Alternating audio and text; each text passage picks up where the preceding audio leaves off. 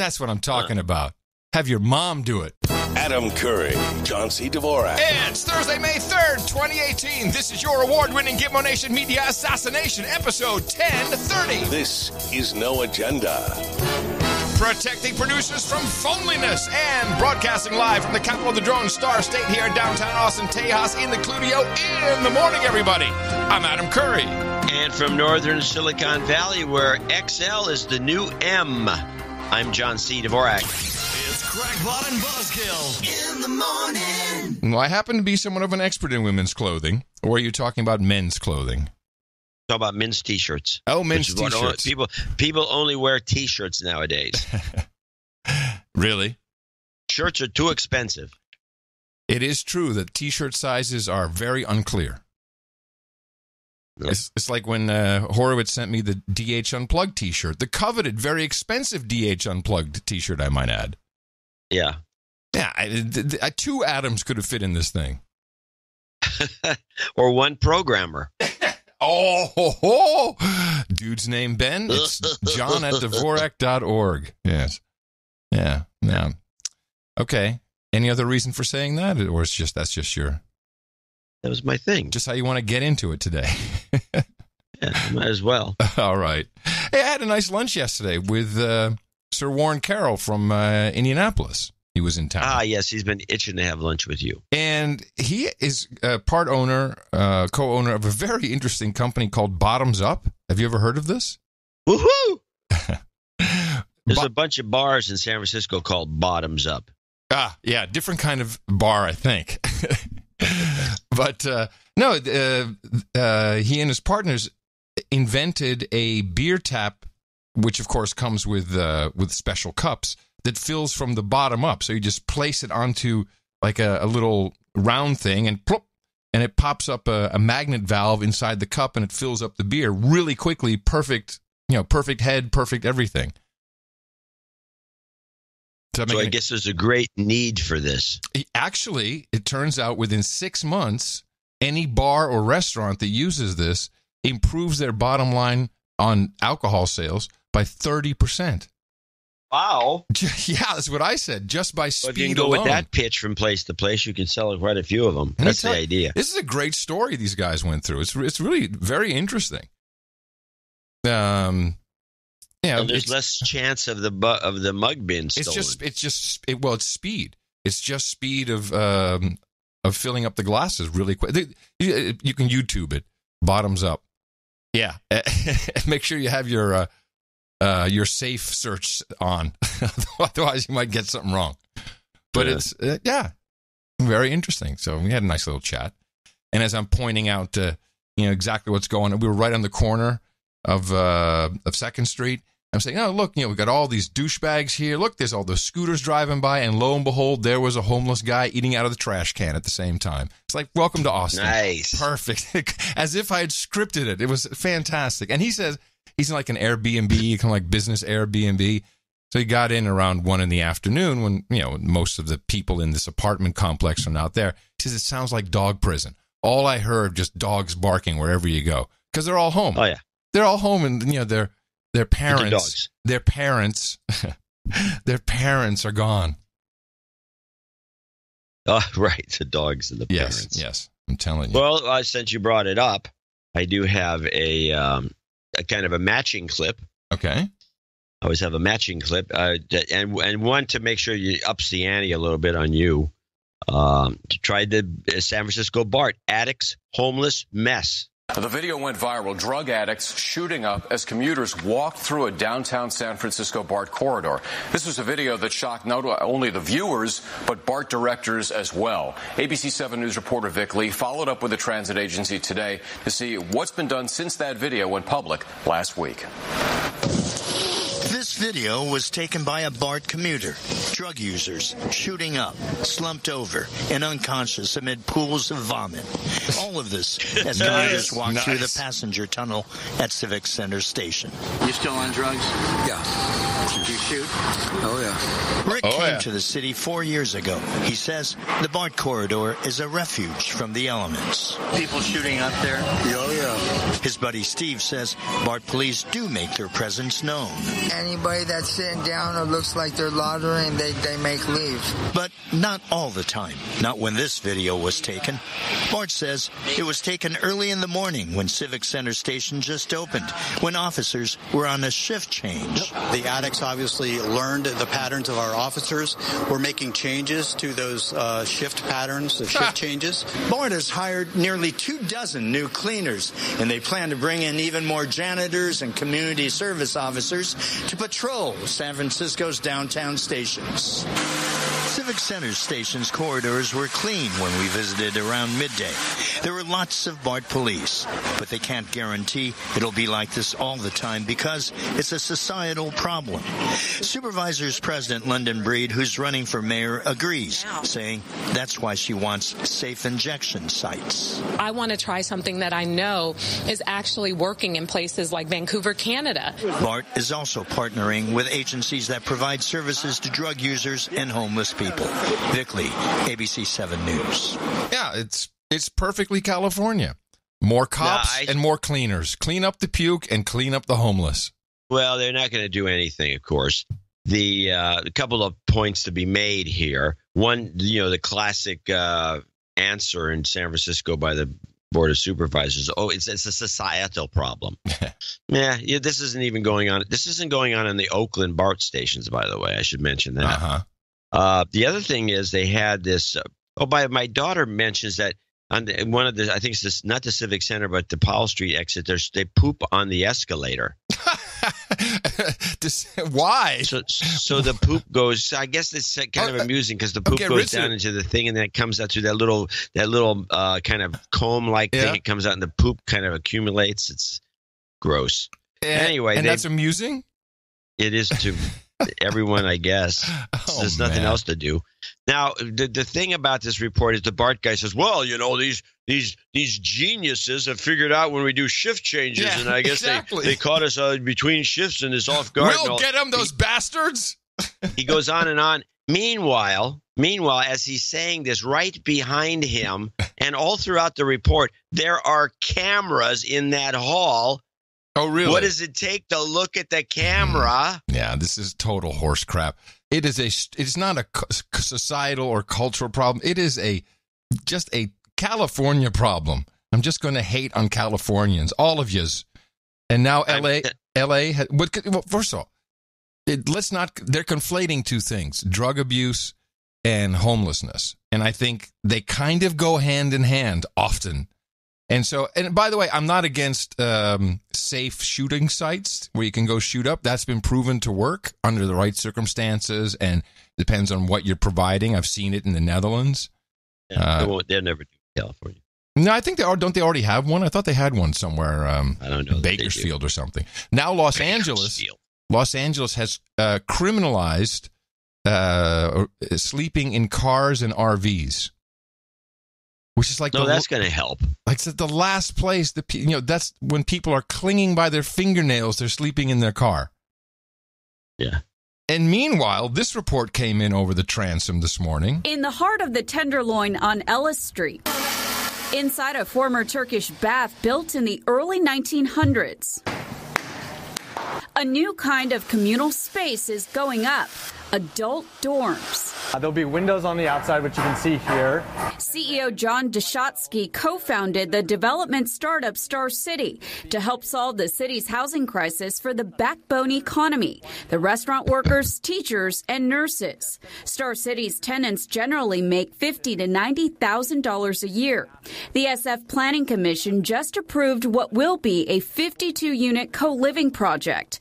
It's the company's biggest development yet. Our customers are really left with three options if they don't live with us. They can commute 2 hours outside of the city. They can fit 4 people to a 3-bedroom by putting a wall up in the living room and calling that a room. Or they can pay 50 to 60% of their income towards housing costs. This is a rendering of what 229 Ellis will look like when it's finished at the end of the year. Units max out at 250 square feet and include a private bathroom. Tenants share a kitchen, media room. Just bear that in mind. 250 square feet. Yeah. That's pretty small. Well, it's 10 foot, 25 feet by 10 foot. So it's the size of a couple bedrooms. Including your bathroom. Yeah, bathrooms aren't that big. Have access to amenities. By having a sort of more experiential living situation, people can connect more, they can put their phone down and have a conversation. Oh, sure. And that's really what we hope to get back to. Utilities, Wi-Fi, furniture, and... What? Nothing. We have to get back to putting your phones down and having a conversation. Yeah, right. Fun. That's going to happen. What's that got to do with anything? Well, it's a selling point. It's because you'll integrate with your dorm community. And have a conversation, and that's really what we hope to get back to. Utilities, Wi-Fi, furniture, and common area cleaning services are all included. Rent will range from $1,900 to the low $2,000s a month. What?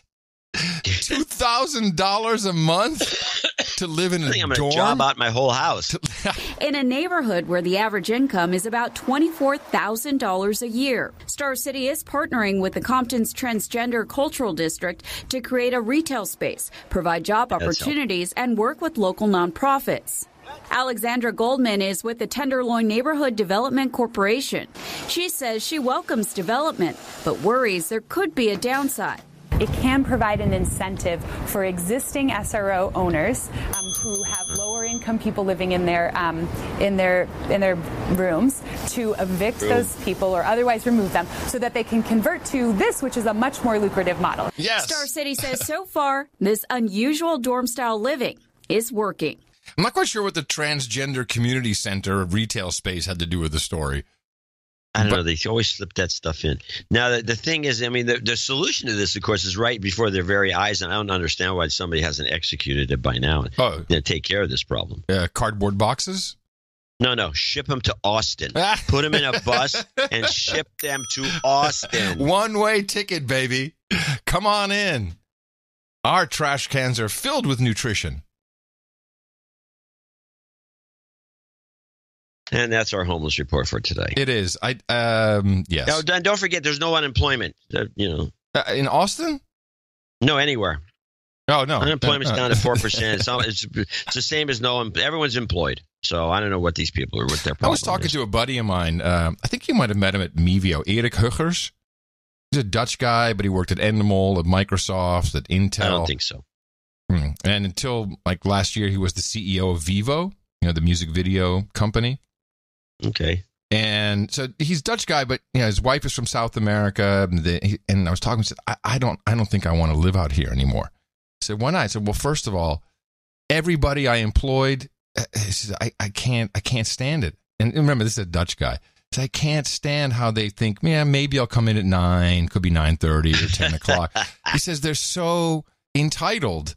And that's, again, coming from a Dutch guy. And he was telling me that he was driving by I guess the office is right there, Market Street, where Twitter is, isn't that where this whole thing is taking place? On Market Street? Pretty much. Along the Market Street corridor. Yeah, he says, I was at the stoplight one day, I looked to the right, there's a homeless guy jacking off completely naked right on the corner. I said, what am I doing here? I said, I don't know, man. You might want to look for a new gig. It's horrible. I mean, it's funny. Of course it's funny. Of course it's funny.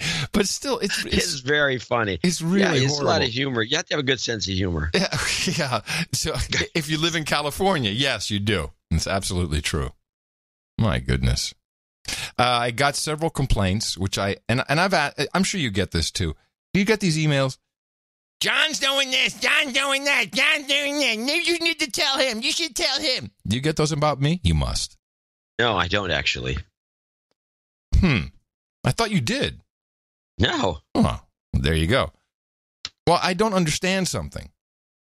Why do people email me to tell you their grievance? Because they figure you got more influence than they do as individuals. Because apparently I give off this vibe of disdain. If you it takes years to get to it, by the way. Do you think I can ever get there? Will I ever be lucky enough? It's too late for you.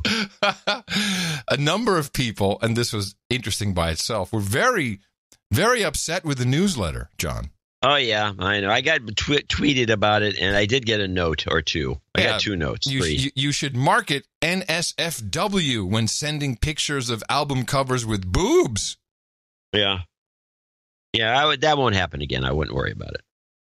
I'm thinking it's a no agenda email. Don't read that at work. You know better than that. There's that. But we haven't done that before, and we did it this one time, and apparently people didn't like it. Was any of them linked to a boob donation? Yeah. Oh, good. Both those boobs were linked to a boob donation. And did we get boob donations? I think so, yeah. Okay, well, then I want to reconsider. I think you should, let's do the NSFW when we're sending boobs, if the boobs are working. I'm not going to send out a bunch. It's borderline porn. No. Yeah, softcore. The stuff boobs. In California it is. Oh, really? But that's okay, because in California they do care a lot about such things, but they don't care much about teaching fourth graders about gender identity and sex. No, but that's the big scandal. I have a clip. Oh, okay. Good segue. Fremont School sex ed. Hold on a second. Okay. Everyone is different. FUSD is considering a curriculum called the 3 R's: rights, respect, responsibility. This is a video about puberty for 4th grade girls. Wait a minute. They've changed the 3 R's to rights, respect, and what? Responsibility, I think. Yeah, this is California. They've changed the 3 R's from reading, writing, and arithmetic to rights, respect. And so now they're teaching 4th graders by state law, by the way. I thought this was just some local thing. No. The state, Jerry Brown and the Democrats have made it a state law that you have to teach all these little kids, 4th graders, about sex and about gender and about choosing your own, picking a self-identifying and all the rest of it. How old are these kids? Well, I don't know. What's a 4th grader? 5th grader, 6th grader? 8, 9? Backwards from the 12th grade. 12th grade is like 18. So I really don't. 8, 9, something like that. 9, I think. 9-year-olds, 8-year-olds, maybe. Huh. Well, this is really nice. Everyone is different. FUSD is considering a curriculum called the 3 R's: rights, respect, responsibility. This is a video about puberty for 4th grade girls from the district website. The superintendent says curriculum must be adopted to abide by California's Healthy Youth Act. Part of the state law now is that we need to talk about gender identity and sexual orientation. We need to talk about stereotyping. Topics the state requires kids to learn about, but some adults see differently. Help them to challenge the gender norms that have been taught to them from their earliest ages.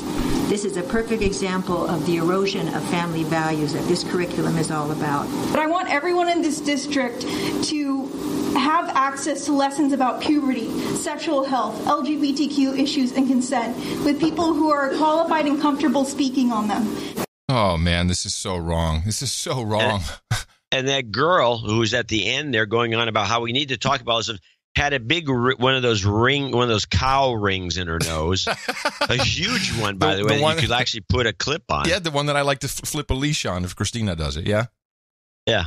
And she had that on, and she's all pierced up, and she's going on and on about we need to have gender selection, gender this and gender that, and she goes on and on about it like she knows anything, and it's quite something to observe. Well, it goes. This is I hate to say it, it's a gay agenda. Well, it goes hand in hand with the Boy Scouts now becoming Scouts BSA. I myself was a Boy Scout. I was a Boy Scout, and I think this is this. Did you make Eagle Scout? Did you make Eagle Scout? No way. Well, I was in the Sea Scouts because it was in the Netherlands. So that's different. It's still Boy Scouts. It's still part of the Boy Scouts. Was the Sea Scouts part of the Boy Scouts? Yeah. Oh, yeah. I thought it was separate. In fact, they thought it was a really cool deal that as a kid, and of course I don't remember this, I guess my dad had told the head honcho there, that as a kid I had slept in Powell's house. What's Colin Powell? Yeah, Baden Powell, I think. The founder of the Boy Scouts. I don't know anything about this. Yeah, wasn't he the founder? I don't know. Anyway, in the 1900s, I don't know, maybe. I think he was, and I'm not sure. It's when we lived in Africa, Yeah, Robert Baden-Powell, exactly. You slept with him? I slept in his house. I don't know. It was for some historic house. I'm not sure. A house. It was a house, and you slept in this house. In the house, yes. Is that the guy was dead? Yeah. Oh, yeah. He was long gone, but they thought it was cool. So therefore, was he still there? No. Therefore, I remember they were a part of the Boy Scouts because they thought that was a big deal. It doesn't matter. What's happened here is the Boy Scouts have now decided, and I don't know if is Tillerson still executive chairman or board chairman? He might be.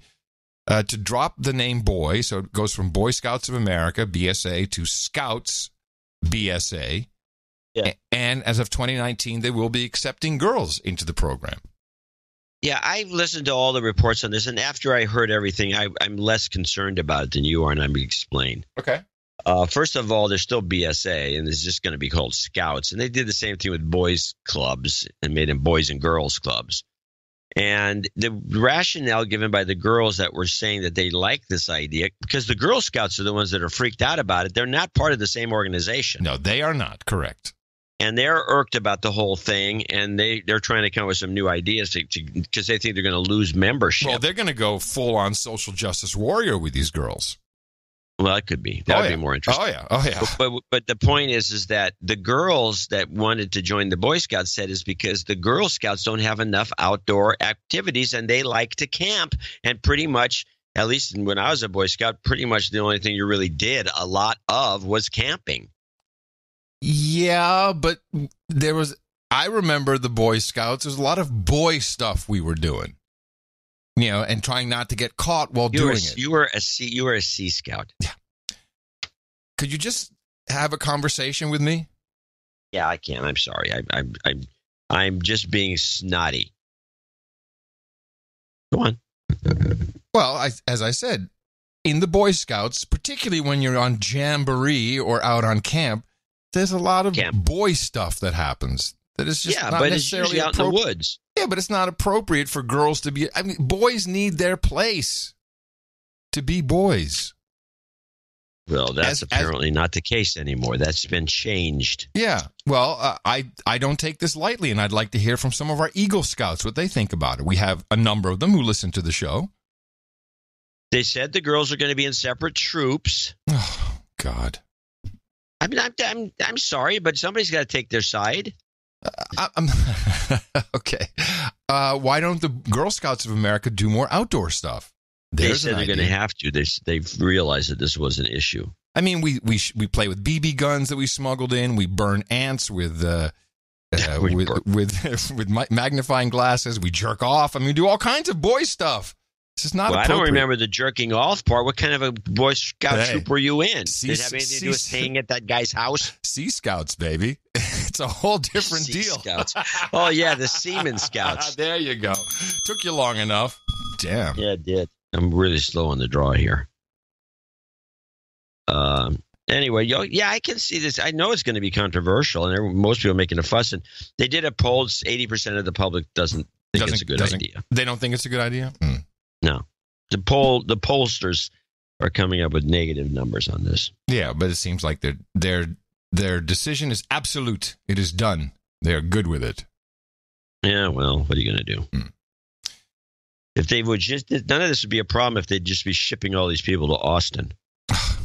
Well, while we're on this particular topic, I don't know. I don't even know how to transition out of this anymore. I really don't. You lost your ability to segue. I wanted to add something to the Trump rotation, only because I got a very interesting article about this. I should mention I'm on my regular machine instead of the normal NUC, which seems to not want to boot. So you don't have the lists handy? And I can go and I can pull up the Trump list, and I can actually edit it. I just want to add something, because I think something is bubbling under that may show up. It depends. I mean, after this latest round of whatever subpoena and all these things that are supposed to be happening. Not the clip. Yeah, okay. Well, give me the background of the clip then first. What is it? Trump subpoena? Well, the background is just talking about there's 4 or 5 different. The NBC clip, which NBC hates Trump. They did, I think, a pretty decent job of going around what can happen. Trump could say, screw you, I'm not going to even look at this thing. Or I refuse to accept it. There's a bunch of different things. They don't know what's going to happen. If it even happens, I have a couple of clips that are worth listening to. Sure. One of them is a little long.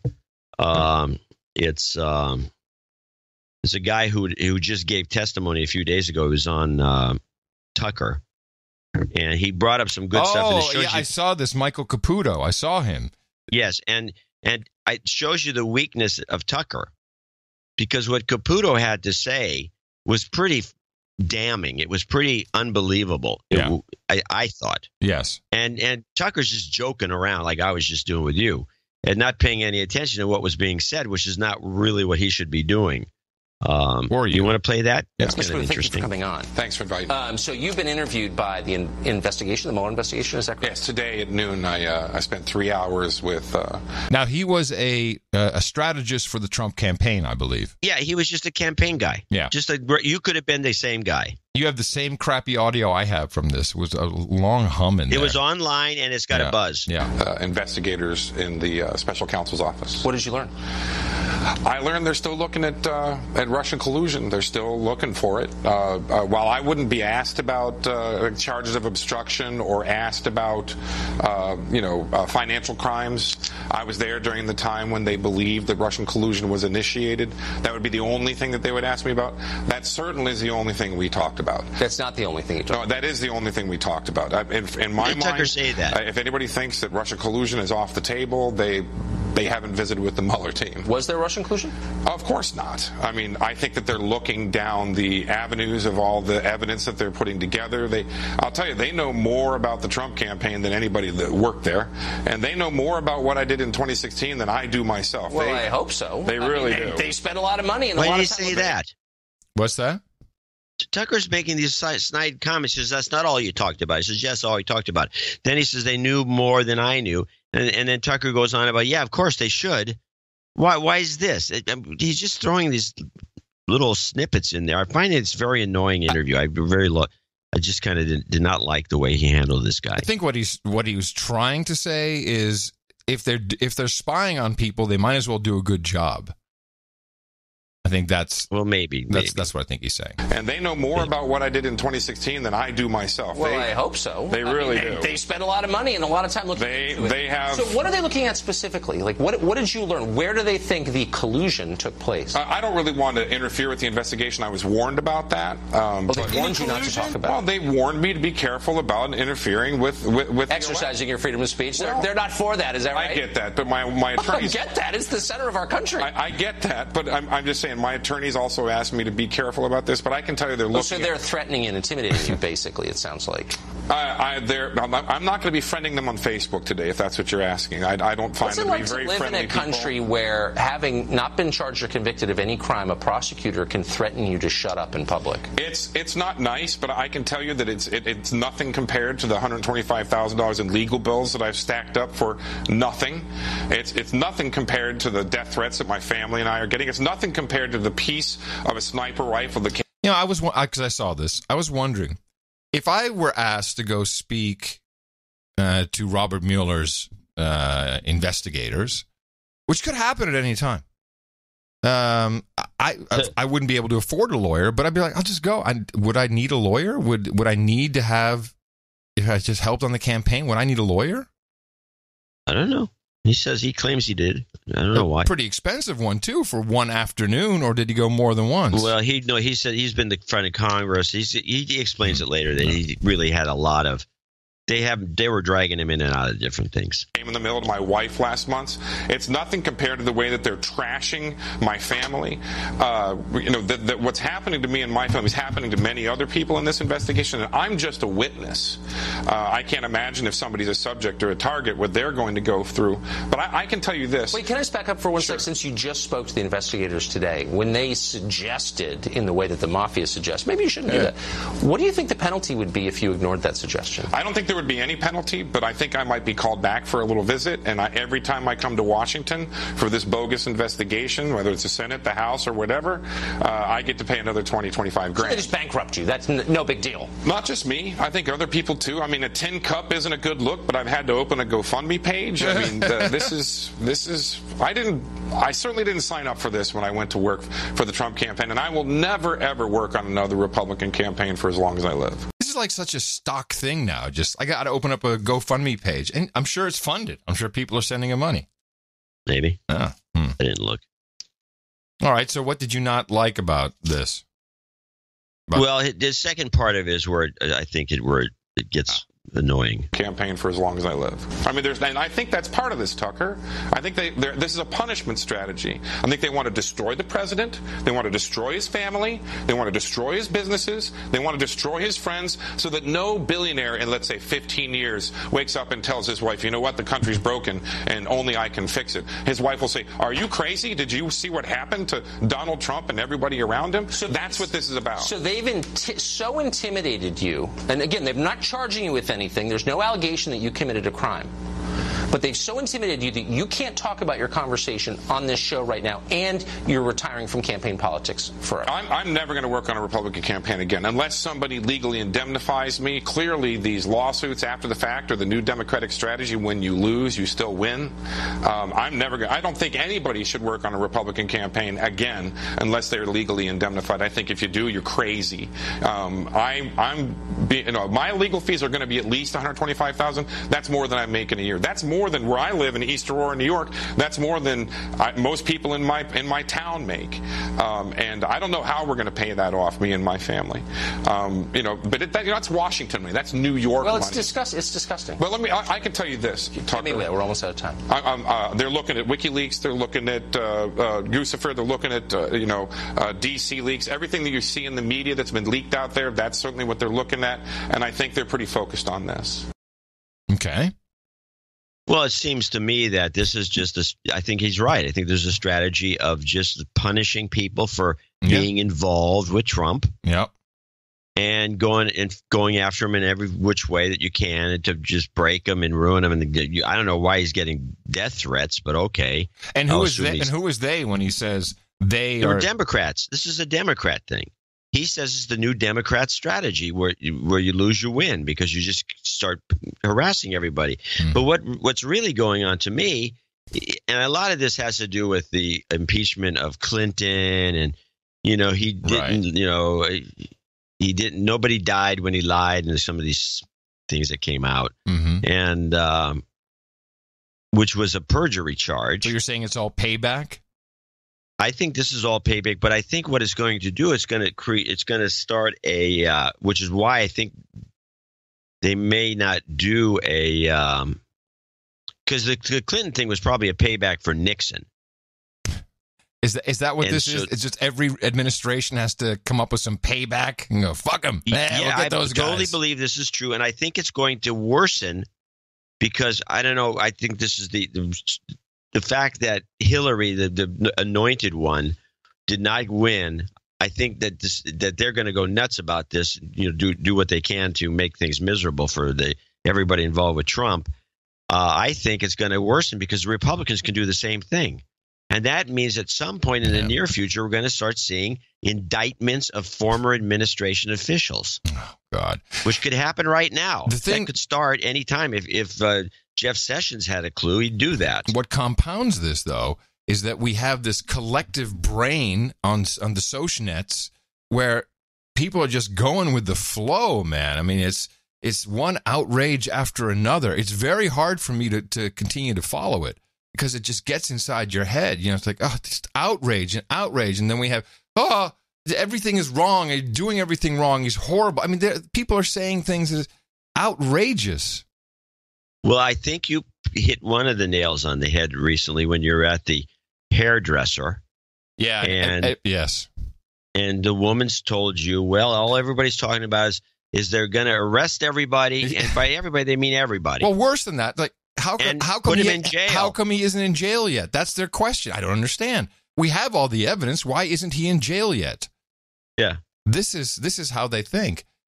Yeah. From the other side, I have a clip here from a former CIA officer, whatever that means, Kevin Shipp. Now, he doesn't get on mainstream, but he does get on a couple of podcasts. And he speaks. You've seen him? Yeah, he speaks of a 3-act play. Here we have high-level members of our intelligence community and our law enforcement community actually conspiring and colluding to obstruct justice, lying under oath, filing false affidavits for illegal NSA surveillance. And we know it's been at least 260 names that have been unmasked. Was it? I didn't know that. 260 names were unmasked? Did you hear about this? I didn't know that either. That's a lot of people. That's more than just Carter Page.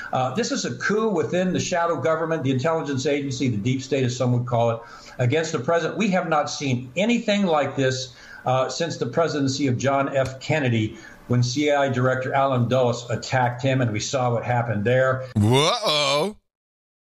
Don't like what he's saying there. And I probably... Yeah, well, that's exactly what he's saying. Yeah, it is. Well, he actually backs it up a little bit with something. Hold on a second. Yeah, listen to this. CIA Director Alan Dulles attacked him, and we saw what happened there. And I'm probably maybe one of the only former CIA officers that will come out and say this. But there's crystal clear evidence that the CIA was directly involved, at least in the cover-up of the JFK assassination. Now we have the same thing happening again. So do you think that Trump kind of giving a pass to the CIA or FBI, whoever it is, the JFK files, they don't fully have to be released until somewhere in 2021. You think that has something to do with it? Like he doesn't want to open that can of worms right now while they, in essence... Well, they have a gun pointed at his head? Yeah. I'm sure of it. And I was thinking about it. What else would be there? What's the other reason? I was thinking about it. Let's say Trump was assassinated. It could happen. We've talked about this in the past.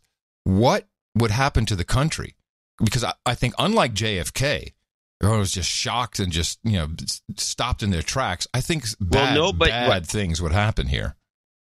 Well, there's a huge difference. During the JFK era, the number of people that would suspect anybody other than Lee Harvey Oswald was zero because there was the mentality of the country has changed thanks to alternative media. Mm-hmm. And so there would be a lot of problems. There'd be a lot of problems. So they're going to continue to embarrass him. And then they have to deal with Pence. Yeah. And Pence himself, may not be amenable to this. No. I think that I'm going to add to the Trump rotation because, how much further can you go? You have to go all the way. And I'm seeing this bubbling under, and particularly when Trump is discussed in combo with Frank Rich. This was his kind of the New York, his mentor, if you will. Now the meme is, again, bubbling under, he's gay. And that he was in the New York gay clubs all the time, and all these women are beards. Well, that would account for, I can imagine somebody, it's a funny theory, I have not heard this at all, and I'm not putting it on the list because it's not in play. I said bubbling under. It'll go on the list, bubbling under. I have articles. It's all bubbling under. Okay, I can put I don't have a bubbling under list. But I will. I'm holding it. Put it on as soon as. Put it in the buzz bin. I don't have that. Well, make a new buzz bin. I have this one list. You want me to read the list? It's a good list. Yeah, let's do the list. Okay, this is the Trump rotation. Everything wrong with Trump, and here's the list as I currently have it. Let me make sure I have this so I can scroll it because it's a lot of things. He's an illegitimate president, incompetent. There's White House chaos. He's unhinged, updated to unglued. Liar, Hitler, demands loyalty. Cheeseburgers is all he eats. McDonald's. Sex offender, Russian agent, never says anything bad about Putin. White supremacist, narcissist, mentally unfit, insane, unstable, clown or bozo. Foreign leaders hate him. He hates women. He's a misogynist. Admitted molester. 25th Amendment should be instituted. Should be impeached. Hates immigrants. Hates Mexicans in particular. Says all Mexicans are rapists. He is a racist. He has small hands, small penis, big red button. Should not have nuclear codes. Immature. Childlike. You need an adult in the room. Tweets too much. thin-skinned, bully, holds grudges forever, mean, bankrupt, does not have any money, long ties. Does have long ties. Fatter than 239 pounds, plays too much golf after criticizing Obama. Hypocrite by action, seldom called one. Incestuous, would date daughter. Divorcee, golden showers, he's a pee pervert. Tax cheat, won't release taxes. He's impetuous, he's Nixonian. And then 3 on the criminal list, he's guilty of obstruction of justice, money laundering, and he runs the mob. Sounds like he's perfectly qualified for a Nobel Peace Prize. On the money. They can't settle on any one thing. Did you see the New York Times printed 281 people, places, and things Trump lied about? Oh, please. It was 2-page spread. Well, you have it in front of you. What did he lie about? Oh, their concept of a lie is pretty loose structure. Let me see if I have a couple. Oops. Oh, thanks, New York Times. Why do I get an ad blocker? I'm a member. Oh, bastards. Okay, forget it. I can't show you because it just keeps on going through an ad blocker. Sorry. Well, if you go to a private browser, it immediately opens. Yeah, I'm not going to do that on the air. Screw it. Yeah. Let's see. The list contains 281 people, places, and things the Republican presidential nominee has insulted on Twitter, including Democratic presidential nominee Hillary Clinton. Crooked, very dumb, totally confused. Media organization so dishonest. Wall Street Journal failing. Vanity Fair, etc. Entire countries, terrible China, totally corrupt Mexico, total mess. These are on the list of lies? That's what they have, yeah, apparently. These are all a matter of opinion. No, lies and insults. I'm sorry. It's not just lies. Lies and insults. Lies and insult. Well, you can make that's a small list. Yeah, you can go on forever with that one. Lies and insults. Yes. All right. But keep that bubbling under. I'm telling you, this was on. What did I read this on? This article that I got. The problem with that is it brings up the gay Obama stuff. I think it would backfire. I don't think they're going to go there. But if you want to irk him, I mean, and also think about it. He's hanging out with Roger Stone. Hello. Just saying. I mean, Roger Stone. You could hang this whole thing up on Roger Stone alone. We'll see. They've got to go really all in now. They got to do something really rough because nothing is working. Well, the latest the latest thing that came out was one of the ex-directors of CNBC was busted for putting a cam in the bathroom. Again, part of the NBC list that I've been collecting. And I forgot to mention that Cosby used to work for NBC. Yeah. And they keep him in the news. I think there's every time something happens on the one side, an attack on NBC takes place. Yeah, this was a pretty good story. This was the former CNBC director pleading guilty to hiding a camera in his bathroom to spy on his teenage au pair. Nice. She's taking off her blouse. And there's more about Charlie Rose. They had because Rose kept talking about making a comeback as a podcaster, so I think they did this to stop him, to thwart him. Oh yeah. He's so now they have this whole list of allegations, and it was as recent as 2017. This guy was a real creep.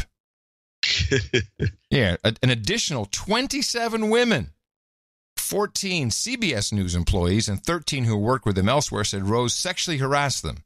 Concerns about Rose's behavior were flagged to managers at the network as early as 1986 and as recently as April 2017, when Rose was co-anchor of the CBS This Morning, according to multiple people with first-hand knowledge of the conversation's sources. Yeah, great. Man, I love this, especially because I know we have nothing to fear. We're podcasters. Exactly. Nothing.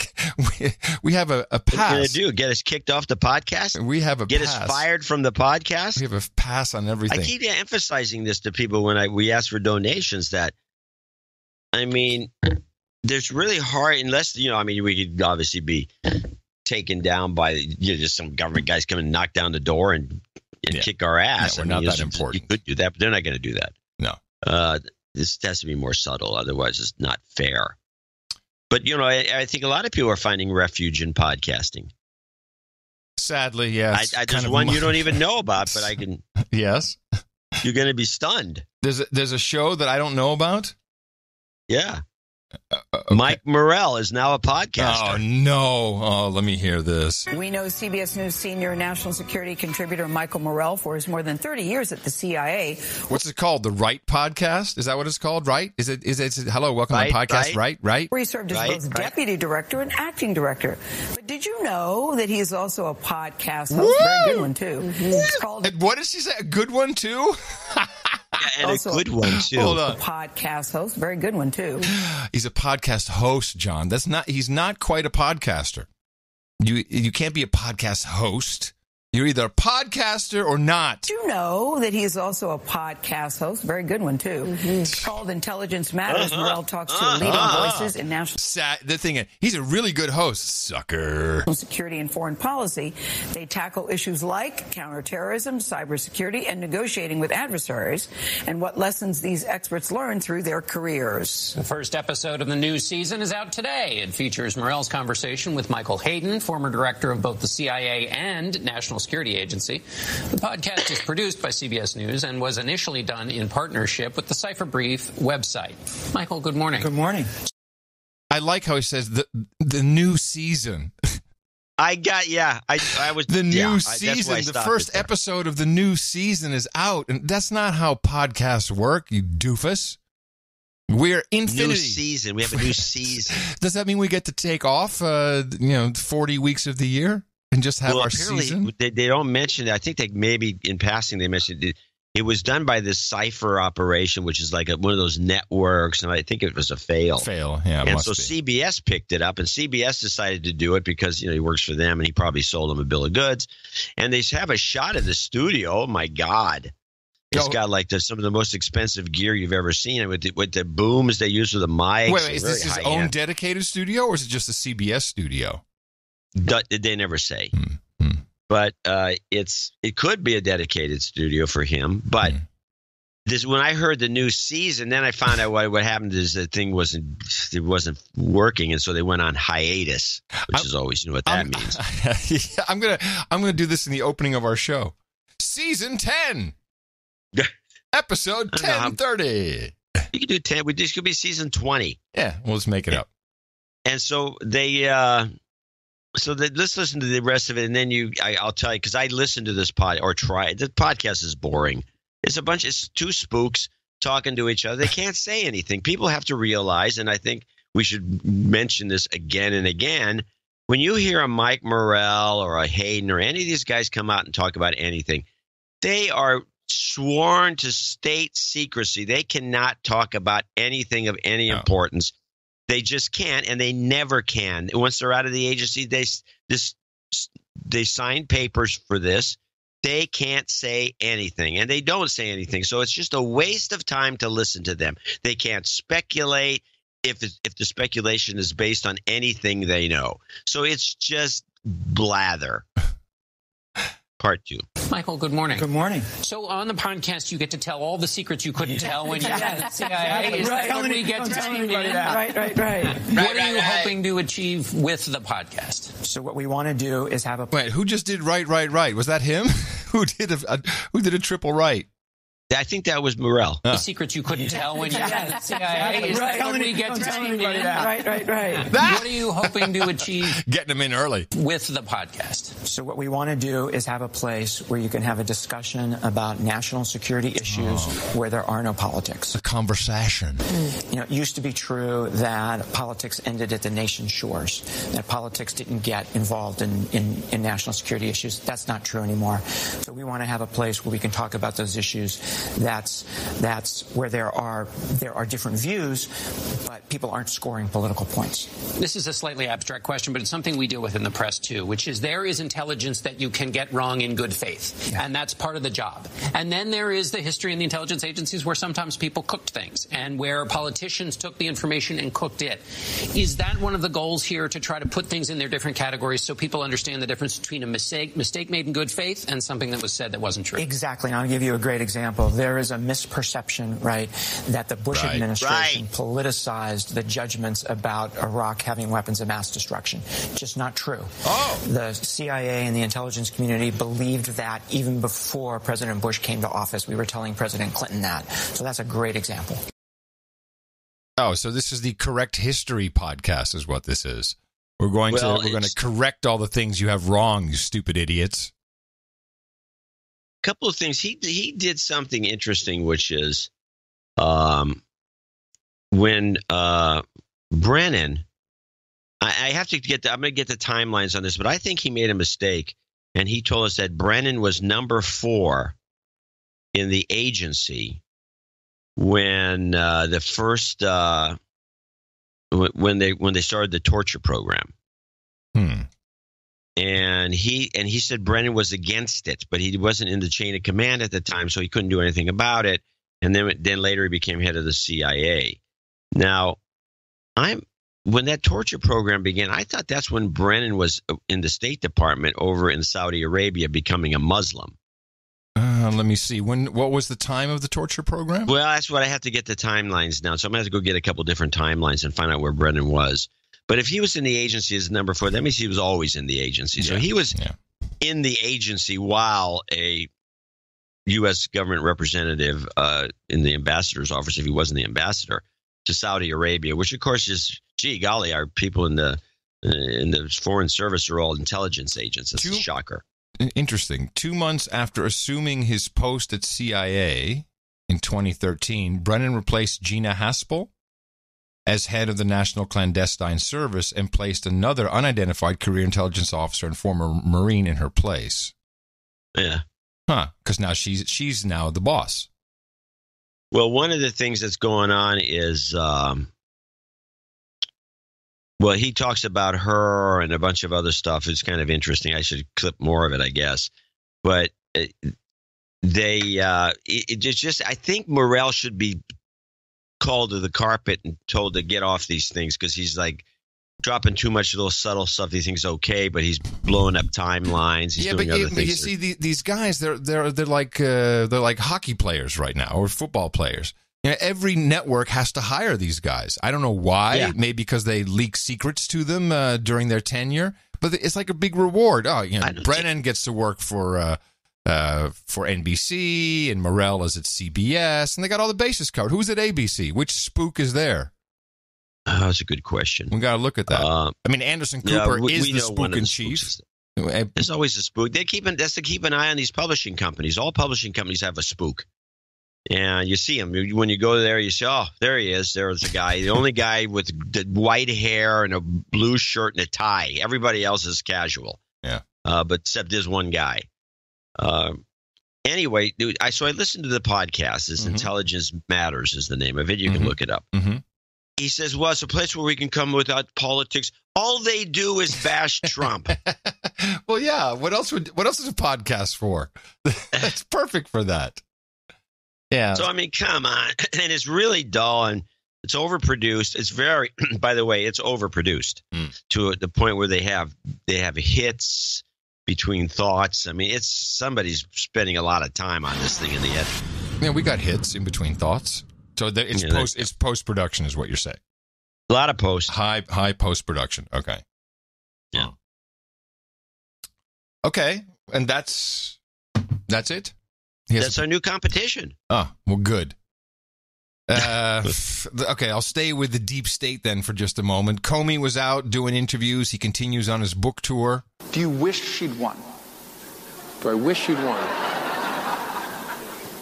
Yeah, that's one I'm not going to answer, I don't think. He's getting big laughs, our Comey boy. What? Because you said your family members do. Yeah, that's for sure. What would your life be like if she'd won? I also don't know the answer to that. I think I would still be the FBI director. Sure. Oh, yeah. That would solve everything. Woo! And the reason I say that is someone asked me to compare the two, and it's too hard for me to compare the two, except Secretary Clinton is someone deeply enmeshed in the rule of law, respect for institutions, a lawyer. And so given that background, I'm reasonably confident that even though she was unhappy with decisions the FBI had made, she would not fire the FBI director as a result. But look, again, I don't know that for sure. Oh, sure. You would have been the first head to roll. Is he crazy? Yeah, he is. He is. And who's this guy? This is a former FBI guy. He was on with the Money Honey. Maria Bartiromo getting all political now on Fox Business News. James Kallstrom, former FBI director. Well, I think he's lost his mind, Jim Comey. I don't understand, what his act is. This book tour and all this nonsense about it's not a leak. Of course it's a leak.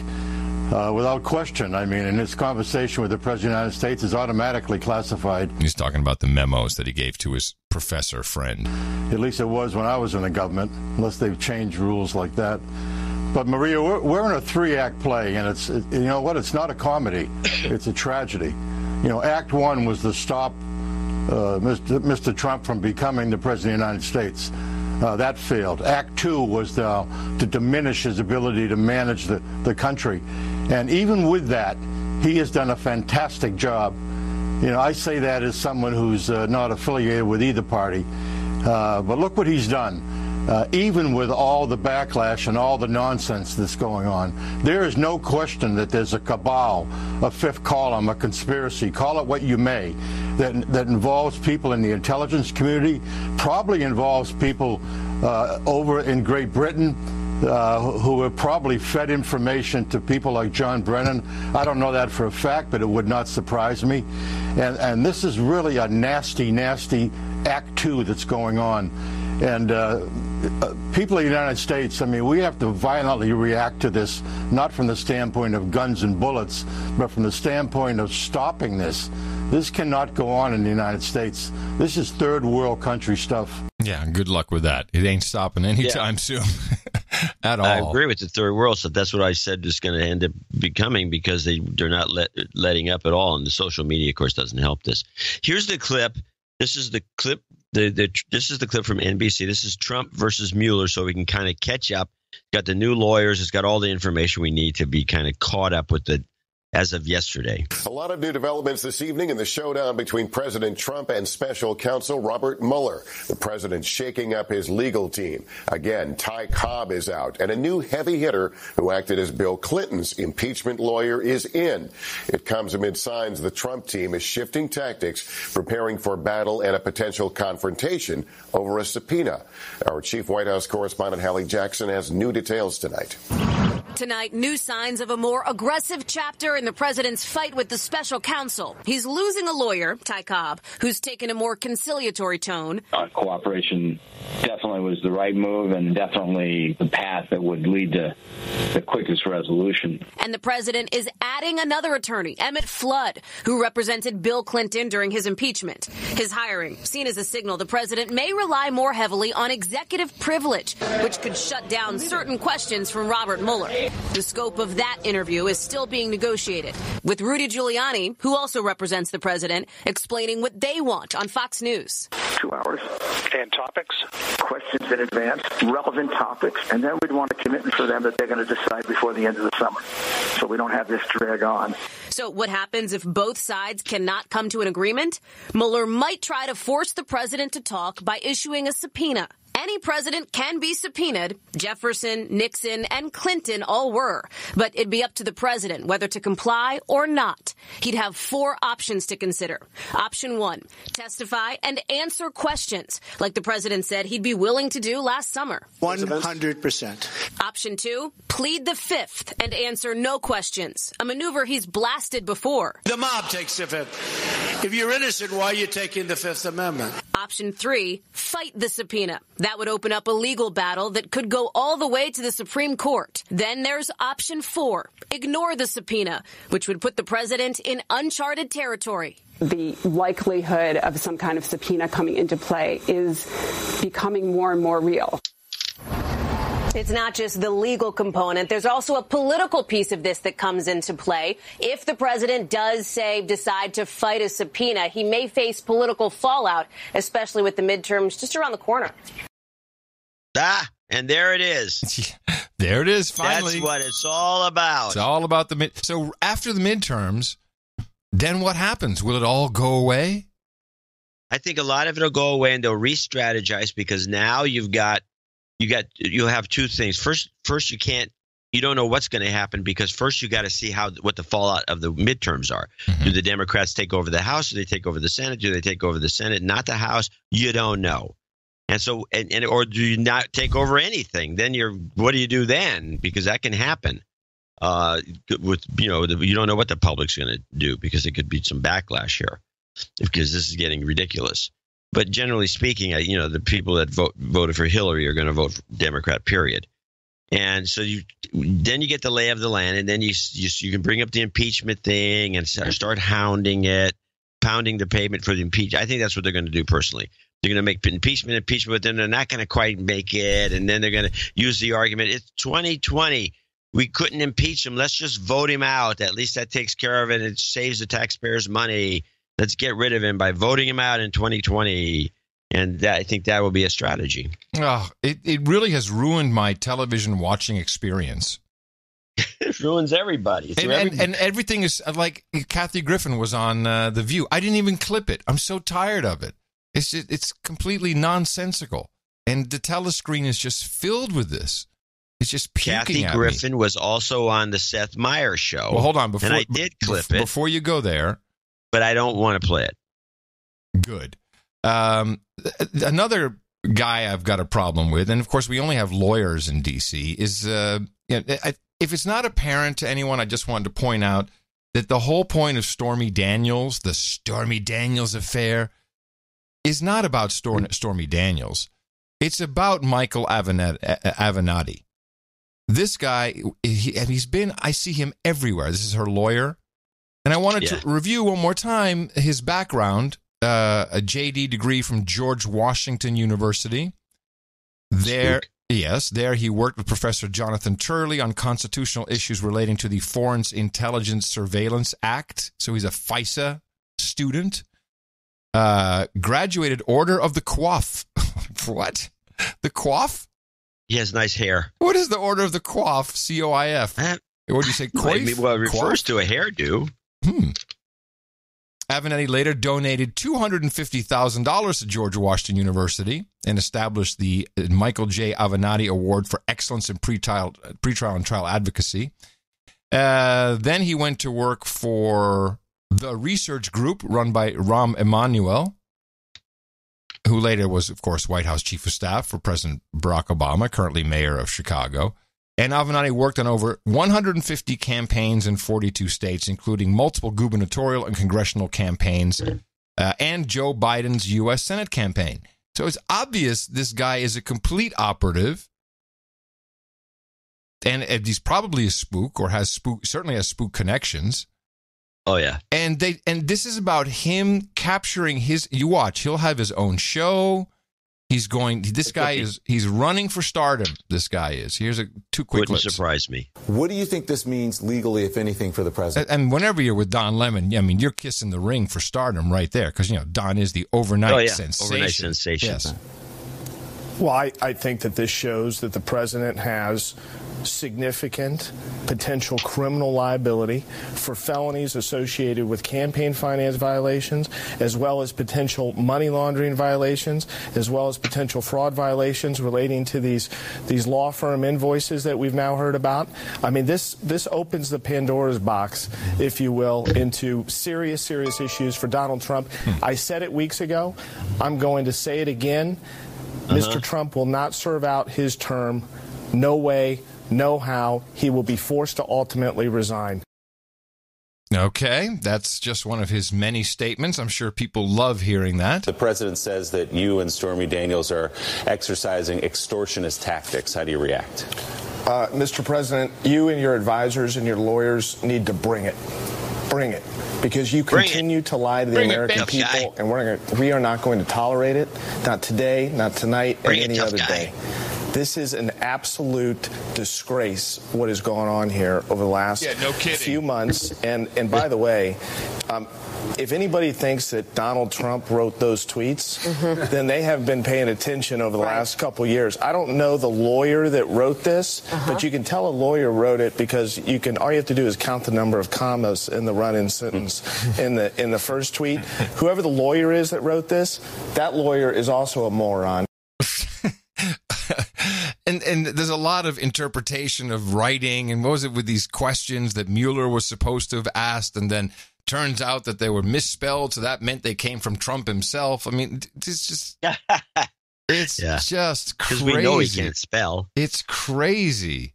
And what is? I thought this was all kind of like, isn't this going away? Isn't this just all about him now? I mean, there's no real. Is there anything with this Stormy Daniels and the campaign finance cheating or whatever it is that they're trying to prove by this? Well, Giuliani came on one of the shows. I don't have it clipped. I saw him on Hannity, and he was just he was going on. Again, I didn't clip it because it's all garbage. It's everything. It is. It's really garbage clips. It's just puke coming out of my screen. But yeah, what did he say? He said that, what he said.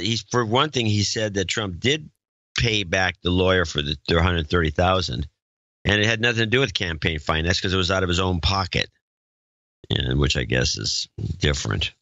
It wasn't campaign money. Yeah, I don't know. The whole thing is a mess. Can you imagine? It's a mess. Can you imagine how Melania must feel? She hates it. You can tell. Just look at her. I was reading an article where she can't even open a window without Secret Service, get checking first, but she has no life. Poor woman. Yeah. Yeah, it's pathetic. All right, play the Kathy Griffin thing. I need to hear it. I'm sorry. Okay, well, there was I didn't clip the whole thing, obviously, because she goes on and on. She's this classic Kathy Griffin. She makes light of everything. She thinks she's hilarious. The big news on her is that after she did, and this was a year ago, the picture with the president's head cut off, now she sold out Carnegie Hall in some record amount of time, or 24 hours. Oh, yeah, everyone wants to hear. She's not that funny, but okay. Everyone wants to hear because she's an anti-Trumper, and everyone needs more anti-Trump comics because God knows there's not enough of them. And she's talking about I got two clips. I got her, then I got Juan Williams. They're talking about the Michelle Wolf stand-up. White House Correspondents' Dinner, yeah. Or as Glenn Greenwald called it, the Michelle Wolf speech. Yeah. And here she is, and she's just rambling in her normal way. Welcome, Kathy. Yes, I'm alive. It's wonderful to see you alive and well. I saw you Saturday. I want to start by asking about you were at the White House Correspondents' Dinner. You guys, can you believe it? A year ago, I'm under a federal investigation for conspiracy to assassinate the President of the United States. Oh, yeah, 2-month federal investigation. And then last weekend, I get invited to the White House Correspondents' Dinner. It's a full circle. Woo! Yeah. So you were in the room for Michelle Wolf. It all went down. Based on you and Michelle Wolf, I'm worried he's going to start deporting redheads. Yeah. I feel like that might be his next step. He has a fear of gingers, as well as so many other issues. Oh, my gosh, the news today about the doctor. Remember Dr. Bornstein? Yeah. Who said he was the healthiest doctor ever? Now saying that his office was raided because Trump uses Propecia? Yeah. As if that's all. I'm alleging. I'm not a scientist. Thank you for saying alleging now. You're obviously after your legal troubles. You're being very careful. I've had a lot of legal issues. Allegedly. Allegedly, my lawyer's kids are all going to college this year. Yes. And they're only 5 or 6 years old. Oh, that's great. But they can get them. They can grease. So you were in the room. Yes. Did you have the sense that there would be the kind of backlash there was, a few hours later watching Michelle? I was nervous because obviously the fact that Trump didn't go because he's such a pussy and he couldn't even take a joke. Allegedly. I meant... All right, so the way, that's what I think the deal is. I think Stormy knows if she releases the pic and there's like spots on it or like growths or it's like a like that's really going to make even the Republicans. All right, so Wow. Yeah, she goes on and on. That kind of stuff is just, it's so fresh and new. This material has never been done before on network television. Dick jokes. She went on and on and on. That and people then they laugh had at. on the 5, they ridiculed. They took Michelle. There's at least 2 comic stand-up guys on that show, and they said that she sucked for a lot of different reasons. But Juan Williams, you watched the thing and you saw the audience, and the millennials were laughing, and there wasn't a lot of reaction. You didn't hear a lot of laughing, but you listened to Juan Williams, and he's on there. He's their token liberal. He's on the Fox show, the 5. Yeah, he's on the 5. Yeah. And so you listen to his interpretation of things, and it's like, holy mackerel! Talk about dementia B. I held her hand. I said, I think you have a great sense of humor, because in the moment you worried that she was going to burst into tears or stand up and walk out, and then it'd be a whole deal about that. And that's not what the White House Correspondents Association wants for their event. Where I disagree with you guys is she was hilarious. I think she was genius funny. I mean, and you don't understand. She was picking on the press a lot. She was picking on Democrats. She said about the idea that Franken is gone. She said Ted Kennedy probably says, "Hey, I murdered a girl," that kind of thing. That was a good joke. You know what? And I think when I sit here with all you guys, you talk about liberal intolerance for a variety of voices and speech. Well, gee, here's a variety here's a different perspective. And she went after, and probably her most telling thing was, she said, you guys in the press, you created this monster, and now you're all making, but your books, your podcast, your TV shows making money. Yeah. I liked what she said there too. Actually, Tina had listened to our last show, and she said, I didn't really understand. You really liked a lot of Michelle Wolf's routine. I said, it's not so much I thought it was funny, but I thought a lot of what she said was, if we're going to go all out, let's do it, celebrating First Amendment, etc. And 2 other observations by them, because I clipped a lot of that, because I watched the whole thing in real time, and it had a horrible flow, was very uncomfortable, was not funny. And that doesn't mean that the jokes weren't funny. Sometimes the audience is wrong, the vibe is wrong, it's just your rhythm is wrong, or everything is wrong. The whole concept, perhaps, is wrong. Her delivery was really amateurish. Delivery was certainly amateurish, but I recall specifically listening to some of these jokes by themselves, standalone. A lot of them are pretty good. In the total flow of everything, the whole thing was no good. One other observation. She's really more of a comedy writer. Yes. One other observation, and you had the same thing, and just deconstructing, we had this whole, she attacked Sarah Sanders Huckabee Singamabob.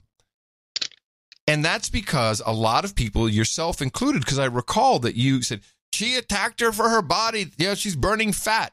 I think that her delivery was so bad, and it was probably not a good joke to write. Fat or facts is so close to each other, just listening to it. Because I know she said she burns up facts to create the perfect smoky eye or smoky eyeshadow, whatever it is. But most people thought that she had said fat. You thought it too. And that's really what kicked off the storm. And then all the other things she said came into play. But I don't think I've heard anyone apologize and say, I really got it wrong. She didn't really. Because what did she? What, she compared her to an actress, who she looks like? Come on. A fat actress. That's only if it's in your mind, my friend. I see the actress, I see an actress. The first thing I don't think is, she's fat. I don't think that. I look at Sarah Sanders. The first thing that comes to mind is not she's fat. You got to be careful there in California. Yeah, it's leaking into you. So, Juan Williams went on to say that I don't know what you're talking about nobody laughing, because he said everybody at his table was just rolling in the aisles. And I find that hard to believe, but it's possible he was sitting at a table where everybody thought it was hilarious. Well, also, we don't know how the miking was of the room. But we saw no. They shot the audience to an excessive amount. They shot the audience, and right while she was talking, it was a 2-camera deal, and they were not laughing except the millennials. We both observed that. She was not getting the big laughs. Everybody who analyzed the thing, who even if they were there, she was not getting the big laughs. Right. We can't rewrite history. She wasn't getting the big laughs. It was just a fact. Right. But, why are we even discussing this? Well, you're the one that brought it up. You're the one who clipped it. No, I clipped what's her name, who said I didn't want to play it, and I played it. And then I played Juan Williams. Jeez. Blame me. Don't blame the messenger. And with that, I'd like to thank you for your courage and say in the morning to you, John C. Where the C stands for coked up she is, Dvorak. Allegedly. Let's see here. Hold on. There we go. Yeah, we do have a few people to thank. No, you got to say you're in the mornings first. What's wrong with you? Oh, I'm sorry. I'm not in my regular workstation here. And you say, I don't have my bucket. I do it in the morning. You, Mr. Adam Curry, in the morning, ship of seas, boots on the ground, feet in the air, subs, water, names, and nice out there. Wow, okay, phoning done. It in. Not phoning it in. That wasn't phone. Phoning it in would have been. I don't have my phone here either. I got no sound effects. All I got is the slide whistle. Well, then I will say in the morning to the troll room, noagendastream.com. Again, I will thank them for being my stunt brain. It is highly appreciated. And in the morning to Comic Strip Blogger. Yes, he's back on deck. He brought us the artwork for episode 1029. Batteries Not Included, the title of that one. And he one of my favorites. The baby on board sign manipulated to read no baby on board and then a dog. Because that's what everyone has now, is dogs instead of babies. We will be a nation of dogs. The dog uprising.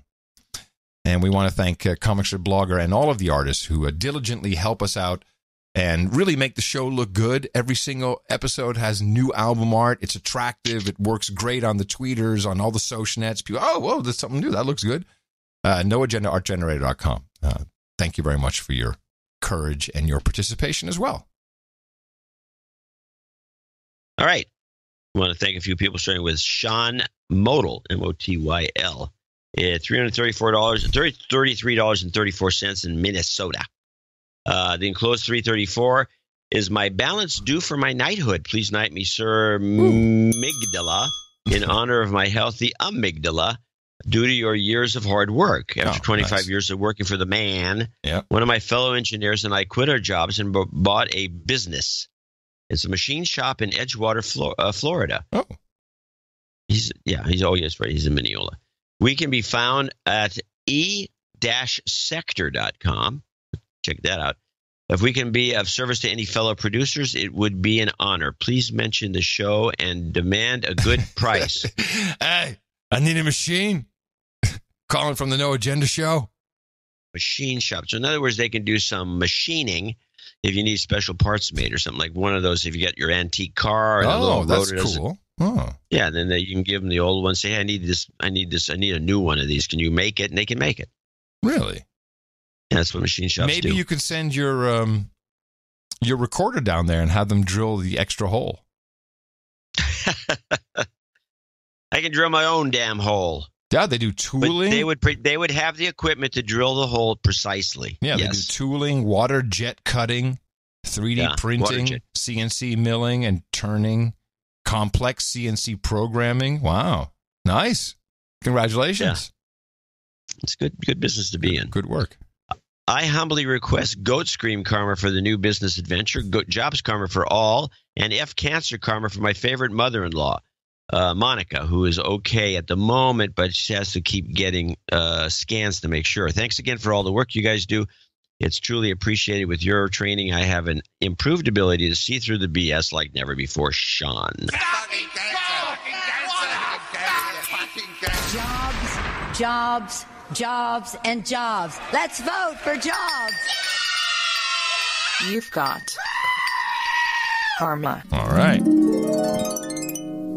For Monica. Warren Carroll, 333. There he is, Sir Warren Carroll, who I had lunch with. Yeah, who I had lunch with. There you go. Oh, 333. Is in Indianapolis? Is that where he's from? Yeah, Indianapolis. Indianapolis, Indiana. By the way, they have a tall thing in the middle of town. I don't know what it's called. It's got some statue at the top, but you can take an elevator right to the top of it. Nobody's ever does that. It's kind of interesting to get good view.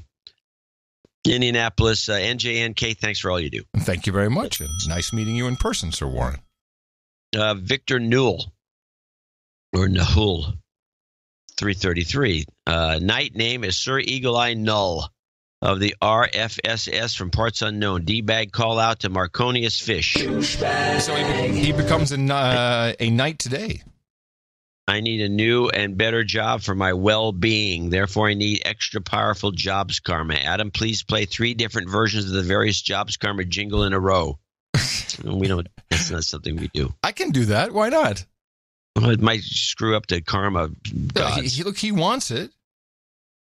Well, now you're asking for trouble, but okay. All right. It's a long string, but that's what I need. This coincides with the 1030 code of excessive use of radio. Ah, see? He has a whole concept behind it.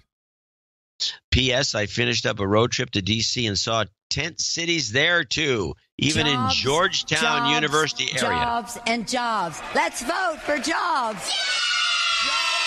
Jobs, jobs, Jobs. jobs, Jobs. jobs, Jobs. jobs. And jobs. Let's vote for jobs. You've got karma. All right. Who knows? Everybody Maybe he'll be hired as CEO. Everybody gets to chew gum now. Sir James of the Mountains, $250.93, becomes our first associate executive producer with the world's longest note. ITM from Sir James of the Mountains, still waiting for the other sea to sky of Vancouver-type douchebags to step up to the plate. Insert douchebag call out here. Yeah, okay. Douchebag. Why are those from Victoria so much more generous than Vancouver? Vancouver. Encloses my paltry donation of $333.33 Scandinavian pesos, which technically makes me an executive producer if you're still honoring such deals. You should also you should as gas here is just shy of $5 US per gallon. Wow. Speaking of expensive gas, Adam might be happy to know that I see the No Agenda artwork on my newer model F-150 sync screen. Oh. It does pass on the artwork on some podcast clients, and I love me some NA artwork. This is a happy birthday donation for me donation for May 5th. Thank you, John, for not making a cheap Cinco de Mayo promotion in this latest newsletter. Not only is the cultural appropriation, it's an event not observed in Mexico. Of course it's not observed in Mexico. A marketing promotion by Mexican beer and tequila marketers. It's a scam. May 5th was all mine until about 20 years ago, bastards. But, John, try it again if needed. You may get a real donation, a rant donation from me at the minimum. I suggest boobs promotion are more profitable. Thanks for the great content. I no longer have much use for TV or radio. Value for value, indeed. A tip of the hat to all end of show and jingle producers, eh? Some Trump Jobs birthday goat karma, please. You went from like a mobster to I don't know, to like a Mexican accent to a Canadian. You threw in an A there. Man, we need to get you back on your nut. I'm trying to get the Vancouver accent, eh? All right. Chumps, jobs, charma. Jobs, jobs, jobs. You've got karma. Nicholas Robinson in Somerville, Massachusetts. That's $201.02. He doesn't seem to have a note. Okay, let's go on to the next. You don't see his note?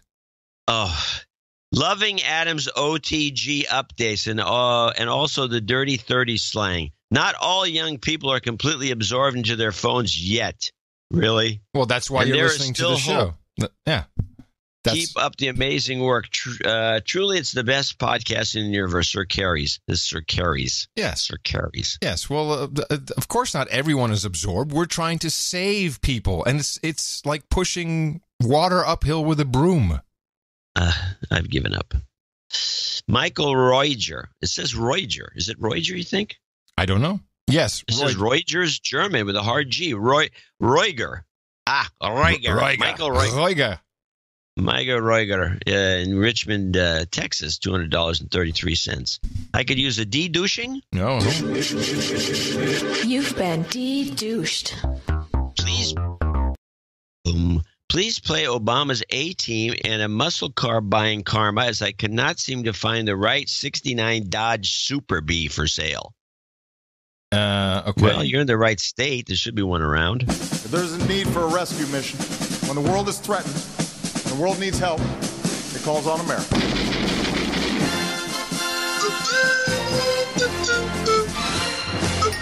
And that's the story. You've got karma. Dame Nurse Catlin of the Flat Earth. Oh, Caitlin. North Carolina. Caitlin. $200. ITM, the recent newsletter, got me the swift kick in the ass that I needed to donate again. Good. I've just started listening to the best. I just started back listening to the best podcast in the universe for full time after losing my mom in January. I'm trying to get my life back in order. You guys are a welcome distraction and a much needed laugh most days. Really funny most days. Yeah, sometimes you're not so funny. Thank you for your courage. Love you guys mucho. If you don't mind, I'd like a karma and a F cancer. All right, Dame Caitlin, Nurse Caitlin, Dame Nurse Caitlin of the Flat Earth. Absolutely.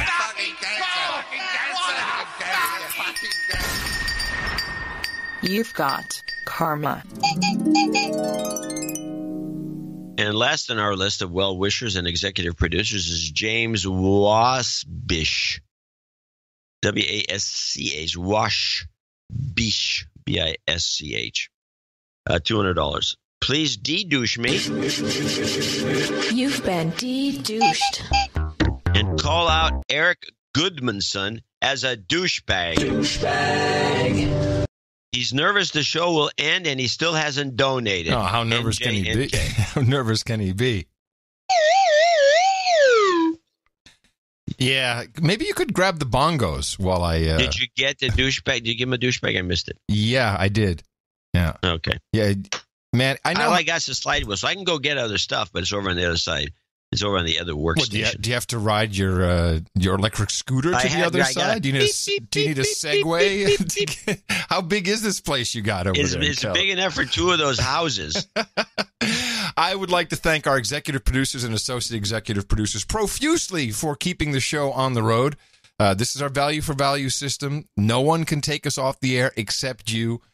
That's how simple it is. And clearly you're getting some value and you're showing your appreciation for it. And we like that very much. And we have another show coming up on Sunday. Please remember us at Dvorak.org/NA. It goes like this. Dvorak.org/NA. And as you have 2 more days left in the work week, why not propagate the formula with your colleagues? The formula is this. We go out, we hit people in the mouth.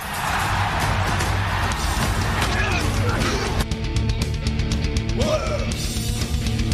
Order! Shut up, slave! Shut up,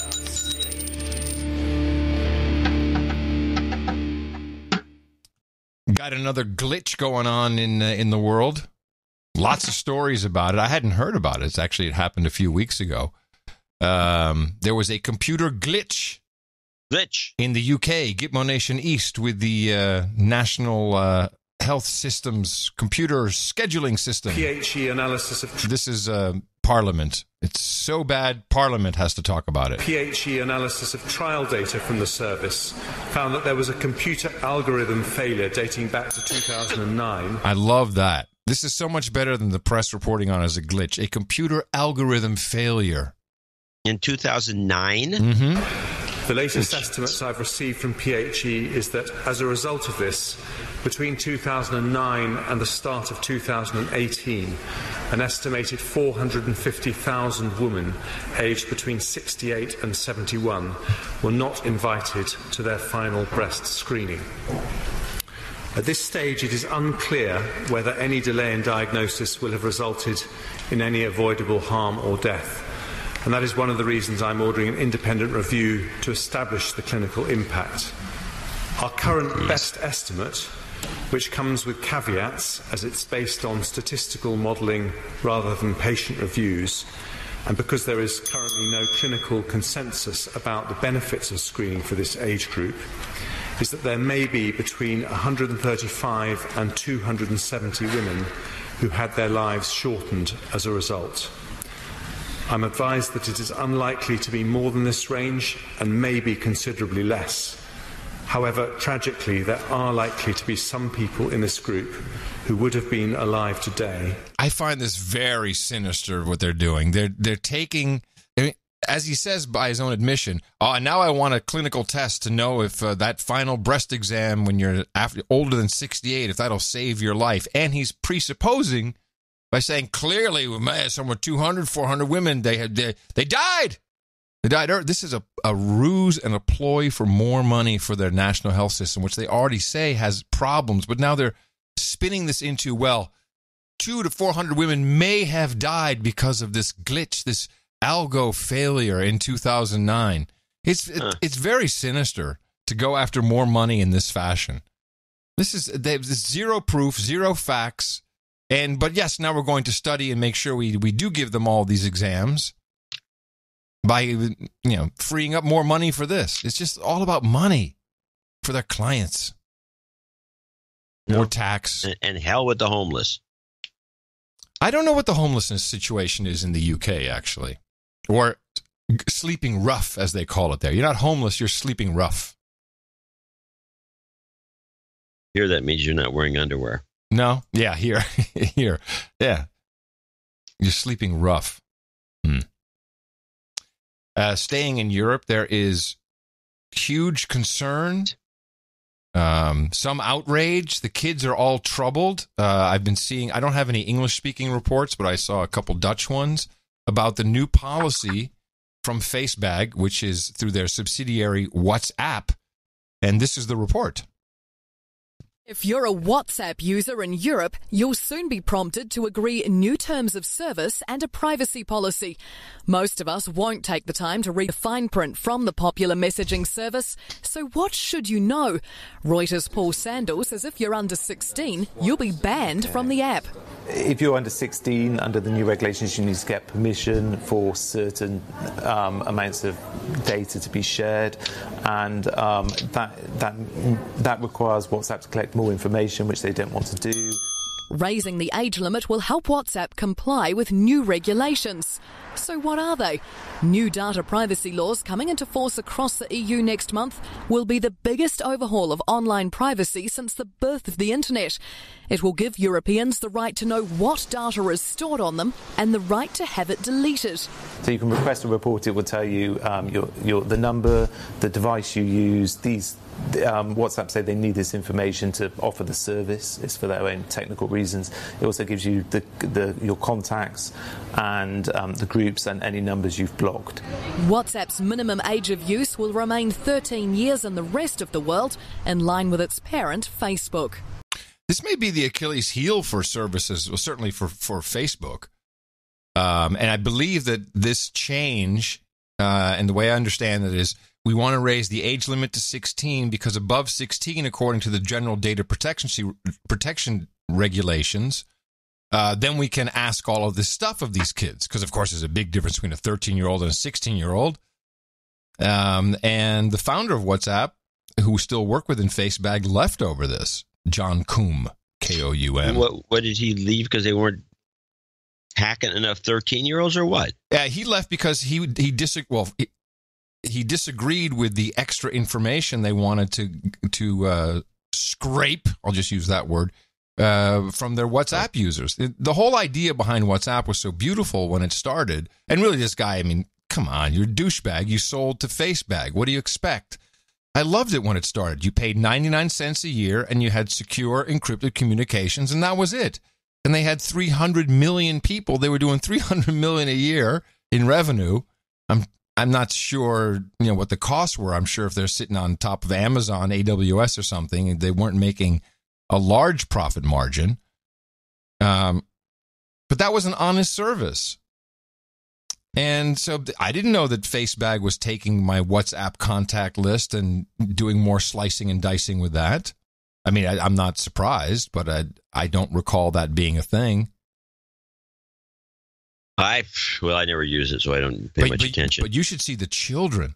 Do they have reporters going up on the street saying, so, like 12 and 13-year-old girls, and they're all huddled around and they're WhatsApping with their thumbs and their bent necks and their horrible posture. It's like, well, that you won't be allowed to use it because you're not 16. And they go, what? You can't live without WhatsApp. Everything happens through WhatsApp. WhatsApp? What do you need WhatsApp? It's incredible.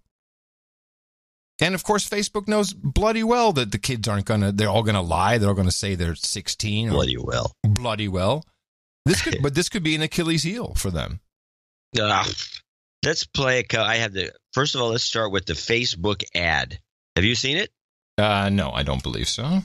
It's playing on all the time. It's playing everywhere. Go on, play it. Sorry. We came here for the friends. And we got to know the friends of our friends. Then our old friends from middle school, our mom, our ex, and our boss joined forces to wish us happy birthday. Then we discovered our uncle used to play in a band and realized he was young once too. And then we found others just like us. And just like that, we felt a little less alone. But then something happened. We had to deal with spam, clickbait, fake news, and data misuse. That's going to change. No. From now on, Facebook will do more to keep you safe and protect your privacy, so we can all get back to what made Facebook good in the first place. Friends. Because when this place does what it was built for, then we all get a little closer. Another poorly executed Apple ad. How does this jive with their hookup program they're launching? Now, here is that they had the recent Facebook developers conference here in the city. F8. Or in San Jose. And this is a clip from, this is a Facebook Clear Browser clip. And I want to preface it with, I guess Zuckerberg is out there talking about all these changes they're going to make. And the guys reporting this weren't as aghast as I was. Because I was looking at the slides and what it said and what they're doing. And when I heard this, I said to myself, what? Facebook has unveiled some new features at its annual developers conference in San Jose. 5,000 people were on hand yesterday for the first day of the F8 conference at the McHenry Convention Center. In his keynote speech, CEO Mark Zuckerberg acknowledged the data mining scandal involving Cambridge Analytica. He said Facebook will now offer a new privacy control feature. The social media platform will now let users clear their browsing history. It's a simple control where you can clear your browsing history, what you've clicked on, the websites you visited, and so on. And we're going to call it Clear History. And here's what some other new features include a more simplified Facebook Messenger app and video chatting. Plus, there is a new dating feature where users can create a dating profile on the app and communicate with potential matches. Okay. Now, here's what got me. I had no idea. And then when I saw what they're showing on the screens, it's apparently true. Facebook, besides Google and besides everybody else, is actually tracking your browser history and storing it at Facebook. Now, here's what I'm a little confused about. It's not clear from the report. In the Facebook app, when you click on a link in the Facebook app, it opens up a browser inside the Facebook app. And I believe on iOS, it's a version of Safari. I'm not quite sure exactly how they're doing that. So do you mean that they're tracking all of my browsing history, even when I'm using the regular browser? It says on the screen, erase all off Facebook browser history. What? Huh. How do they do that? You tell me. I don't know. Maybe I have no idea. Maybe there's a deal. I don't know. And maybe I'm wrong. Maybe they're just using that internal browser that they open up. But that's not what it says on the screen. It says erase all off Facebook. Huh. I got to look browser history. Yeah, I got to look into this. I got to find out what this means. Well, it's just disgusting.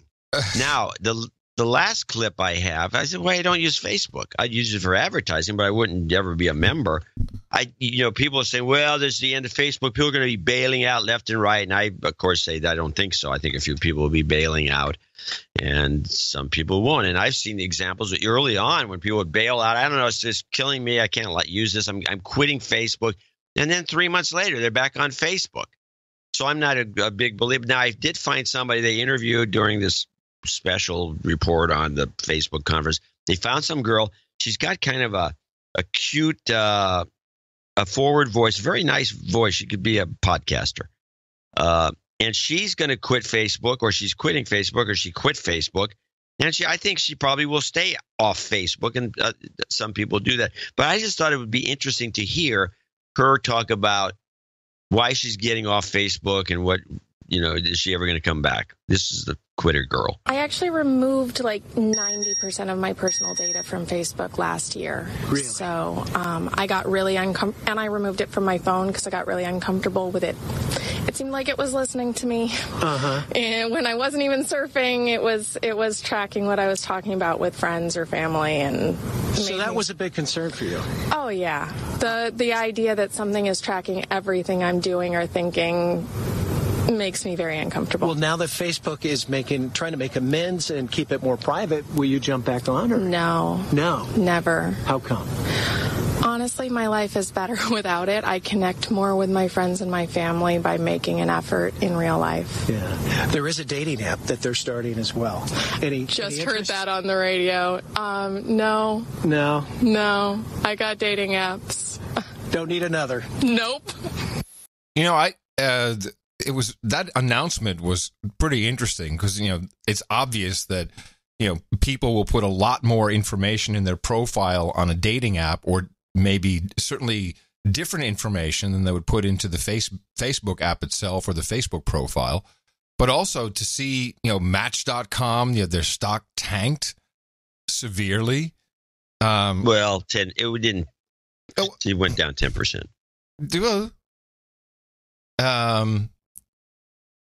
Do you think it'll be successful? Do you think it'll work? No, I don't. I think I agree with you. I think it won't work, and I think this actually may be a big mistake they're making. I think this is where people. How's it a mistake? It's just an experiment. It depends on how far they roll it out. People are weird. They get really weirded. I mean, look around you. Look at the stuff you can say, and people believe it after a while. I don't know. I have a feeling that. I know that you don't agree, and you think that I'm delusional about people not wanting to be members of this anymore. But it is it's pretty strong. The human being does want to stay alive, and it's clear that we're all collectively dying from this stuff. So your quitter girl, I think there's more like her, and the more stories you have like her, the more people start to think about it. Then you get the stories that. Instagram, which is another Facebook property, is training their AI deep learning algos, machine learning, on facial recognition, thanks to all of your pictures, which is a beautiful place to do it, no doubt. And then the only other counter noise you'll hear about what else can you do, and my thing is like, why does everyone think that you have to be on Facebook and that is the internet, and you have to be on the social media? NPR tried to do a report about some alternatives, and I think most people here understand the concept of like noagendasocial.com, the Mastodon, where you have your own server, your own community, and then you can federate. So it's decentralized and you can connect with other people. Listen how NPR, or connect with other communities, let's put it that way. Listen how NPR tries to explain your alternatives, and it just shows you how piss poor the media is, because most of you know what you're talking about when it comes to this. 2/3 of American adults use Facebook, and 3/4 of those use it every day. I'm one of them, even though I'm uncomfortable with how much the company knows about me and how I'm targeted with advertising based on that data. But I use Facebook for my job, and I also don't want to miss out on party invites from my friends. Wow. That's your press. I don't want to miss out on party invites from my friends. I've got to be on the face bag. Didn't we just used to send a calendar invite? Are you taking my side in this argument by bringing these issues up? It has nothing to do with sides. I'm surprised that this journo really won't get off. She's admitting it because of the party invites. Sorry, that's just crazy. And there's so many parties going on all the time. So, despite my don't want to misgivings, miss one of them. It's hard to think of quitting the platform for good. But Facebook is only 14 years old. And knowing what we know now about the flaws in its design, how might we go about creating the next social network? One that doesn't have those same problems. I really think Facebook is destructive. That's Kathy O'Neill. She's a mathematician and the author of a book about the potentially dangerous consequences of algorithms. She says she imagines the next social network as having the best parts of Facebook without the worst parts of Facebook. Basically a town square where people can interact, they can keep up with each other, but without sort of commercial, predatory aspect. Her envisioned social network would have a moderator curating the conversation, and it would be a nonprofit. But she doesn't really want the government to run the system either. What are people? I want a system with a moderator. Is that really what people want? Is that what they think is going to make them safe and it won't cause controversy? Because then I don't think half the users even know what a moderator is. Yeah, they do, because they're also on Reddit. They get it. They know what a mod is. Have a moderator curating the conversation, and it would be a nonprofit. But she doesn't really want the government to run the system either, because then they'd probably collect too much data about all of us. Another person thinking about building a better social network is Ethan Zuckerman. He's director of the Center for Civic Media at the MIT Media Lab. He thinks it's a problem that Facebook is so big. Facebook has an awful lot of power by virtue of the fact that you have a single company making decisions for about 2 billion people. He says the next iteration of social networks could be decentralized instead of run by one company. A good example of this is a network that already exists, an open source software called Mastodon. You can install it, put it up on a web server. At that point, you're running a Mastodon node. It's a sort of replacement Twitter where anyone can create their own community with their own rules. Another problem that he'd fix? See, and she doesn't explain the beauty of the system. She just, all she says do you honestly expect them to explain that, which is up for interpretation? It's not up for interpretation. She missed the entire point of federated decentralized systems, what she just spoke about. She missed the entire point in her report. Oh, it's just a Twitter clone you can set up for yourself. Yeah. Now, do I expect it? No, but I do need to point it out. Why else are we doing this show? I might as well just not show up. I can just not show up. You explaining it, which you do all the time, is not the same as condemning them for not explaining it because they don't know what the hell they're talking about. They're idiots. I did preface it by saying this is what happens, and when you know about something, now you can hear how full of crap the news is, the media. Where anyone can create their own community with their own rules. Another problem that he'd fix? We don't really have control over the algorithms that sort our information and choose what we see or don't see. Zuckerman and his MIT colleagues have built an experimental platform called Gobo, which allows you to tinker with the algorithms on your Facebook and Twitter feeds as you see fit. So you can say things like, "Hey man, we need a cool name for this social net we're making. What domain name's available?" Well, I don't know. Let's throw something into the generator. Gobo! Yeah, that's it. Called Gobo, which allows you to tinker with the algorithms on your Facebook and Twitter feeds as you see fit. So you can say things like, I'd like to hear from more women. Mute all the men. I'd like less rude content and more civil content. I asked Kathy O'Neill if she could imagine a scenario in which a real alternative to Facebook emerges. And she said, And how many tens of thousands of people are you going to employ who are going to detect this so-called less outrageous posts, just want civic posts? Is this all going to be algo? Why do people want algos? How about reverse chronological order? Isn't that the simplest? You're asking me? Yes, including one where people simply lose interest. It was kind of a temporary insanity that we all went through. Yes. Where we wanted to do this in the first place. And in that future, perhaps we'll look up from our phones, walk outside, and hang out together in real life. No. What is she thinking? She's thinking that by not explaining the alternatives, we're going to give it all up. That's what she's thinking. She's an idiot. Total. Now you're finally taking my side. No, I'm not. I'm on your side. It's just like, wow, you know. Yeah, I don't know what to tell you. No, nothing. I'm very disturbed by all this. I mean, the thing about the erasing browser history got me upset. Yeah. And who knows what else they're doing. And the way they're so cavalier about it. I mean, Zuckerberg doesn't care. I mean, he's up there and he's just thinking, well, the company's the company and we got to, you know, I honestly believe that he's not sitting there, you know, rubbing his hands and going, I've got him now. He's thinking, you know, this is all good because people want advertising that's tailored to their needs. They want information that's tailored to their needs. They want all these things. And so we have to spy on them. And we're not doing it for evil reasons, but we're going to spy on them to give them the ads they want. And we're doing them a huge favor. They don't get this anyplace else. It's the best place for ads you want. Yeah. And so he's sincere. I don't believe for a minute that this guy is. No. You know, I just don't think he's got it in him to be like, oh, let's screw our users. Here's something I've noticed now that I don't have the apps. In fact, I'm barely using Facebag. I'll check it once every other day. That's about it. All I need. And I just, to see if there's anything in the no agenda groups. And what happens, this is my experience, when you stop using it, the algos effectively shut down. And so when I go back on, it gives me maybe 5 stories, and then there's stuff I've seen before. So I think that's a crucial mistake. If you want to keep someone on your platform, then when they come back in, you want to surprise them and remind them why they should have been here. They don't have it doesn't seem apparent they have anything like that. Yeah, it's just... That's a complete violation of all the marketing rules. Thank you. So it's kind of... No, when you come back on, they should be going... Oh, God, where were you? We missed you so much, Mr. Adam. Yes, none of that. No snazzy videos, no party invites, no, like you've been friends with this person for 20 years. None of that. No.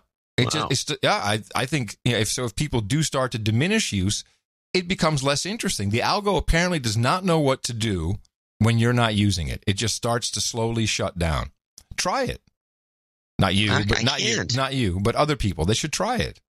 It's very interesting. Huh. Meanwhile, well, you're right. It's very weird, too. It's not the way to do things. Zuckerberg has been summoned to the parliament in the UK's with a threat. What's the threat? They can shut him down in the UK, yeah. Pretty big threat. Head of Public Policy, Facebook UK. Dear Mr. Simpson, thank you for helping to arrange Mike Schrupfer's appearance in front of the committee yesterday. As you may have seen from my press statements, the committee feels that the evidence lacked many of the important details that we need. We therefore restate our invitation to Mark Zuckerberg, following reports that he will be giving evidence to the European Parliament in May. We would like Mr. Zuckerberg to come to London during his European trip. We would like the session here to take place by 24th of May.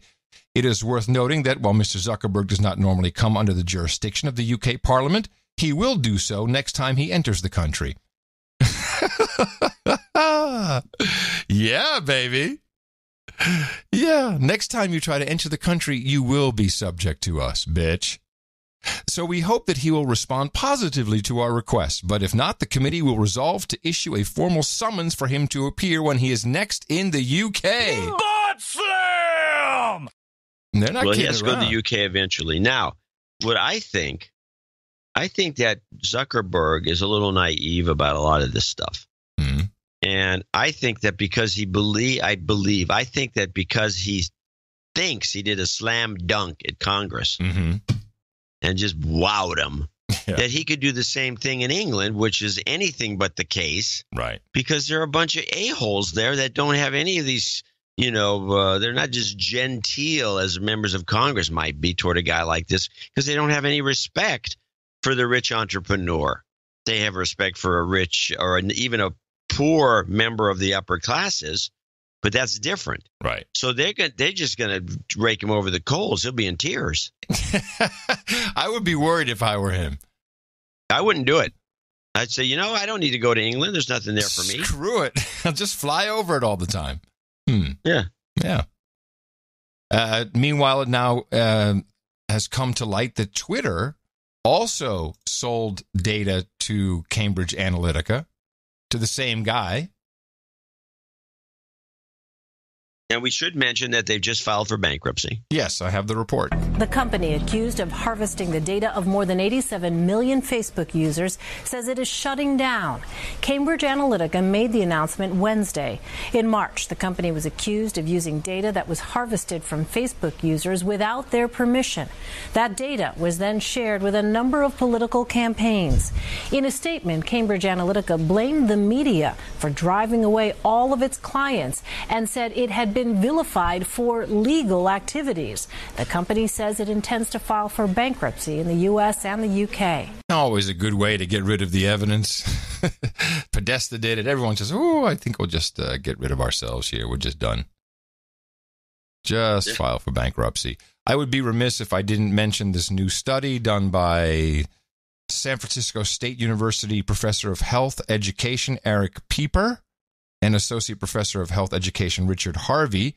Quote, the behavioral addiction of smartphone use begins forming neurological connections in the brain in similar ways to how opioid addiction is experienced by people taking OxyContin for pain relief. And they've come up with their own name for what it leads to, which is loneliness, anxiety, and depression. They say it is directly relatable to the phone use, and they call it phoneliness. Phone what? Phoneliness. Instead of loneliness. Phoneliness? Instead of loneliness, they call it phoneliness. Phoneliness. Phoneliness, yes. Oh, please. It makes it sound like you're a phony. Well, it looks good when you read it. Phoneliness. Phoneliness. Yeah, with the PH. Well, I'm all in on this, of course. You know me. Mm-hmm.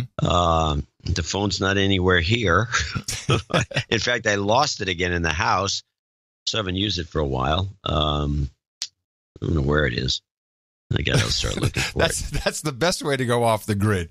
I just lost my phone. I don't know where it is. I lose it constantly. Put it down, and then it, stuff piles up over it, and I can't find it. And since I keep it turned off, I can't ring it. So it's a two-edged sword. I'll find it eventually. Yeah, phoneliness. I don't know why people haven't figured this out. They're walking around. You saw it, where you were last time. There's just people looking at their phone constantly. Is there something? What's going on your phone that you're looking at it all the time? Yeah. I don't know. That's another thing. All we're doing on this show is pointing out the obvious and getting nowhere. I don't think we've gotten people to stop listening to MSN. Yeah. MSM. M5M. M5M. That's true. And we got a lot of people that comment on that. They don't have to listen to the news anymore. But we've done nothing about social media. We've done nothing about phones. Nothing. Zip. Well, I think the mechanism's too strong. The mechanism is too strong. Yeah, it's like trying to get someone to kick a drug addition. Just by telling him, hey, it's bad for you, and there's all the reasons, and this, and it doesn't help. No, you got to take. You know what? Phoneliness clinics. Phoneliness clinic. No agenda. Phoneliness. Yeah, it's called the Apple Store. I'm going to show my support by donating to No Agenda. Imagine all the people who could do that. Oh yeah, that'd be fab. No agenda in the morning. And we do have a few people to thank for show 1030, which means you run the radio too long. Sir Austin of the Snowy Cascades, $133.33. He's in Sammamish. And he says no jingles. Yeah, well, we're not doing jingles at this second segment. Timothy Pierce, $111. To Mark Drinkwater, $101.01 in Inglewood, New Zealand. John Robinet, $100. Lon Baker, $100. Ryan Brady, $100. Baron Lataquin in Houston, Texas, $100. He's got some little things there to do with having to do with boobs. The days of the old phone. Robert Cohen, $88.92. Anthony Fields, $808. I was looking at it, what is this? Y, parenthesis, bracket, Y. And now I see it. I didn't realize that was the old school emoji for boobs. Yeah.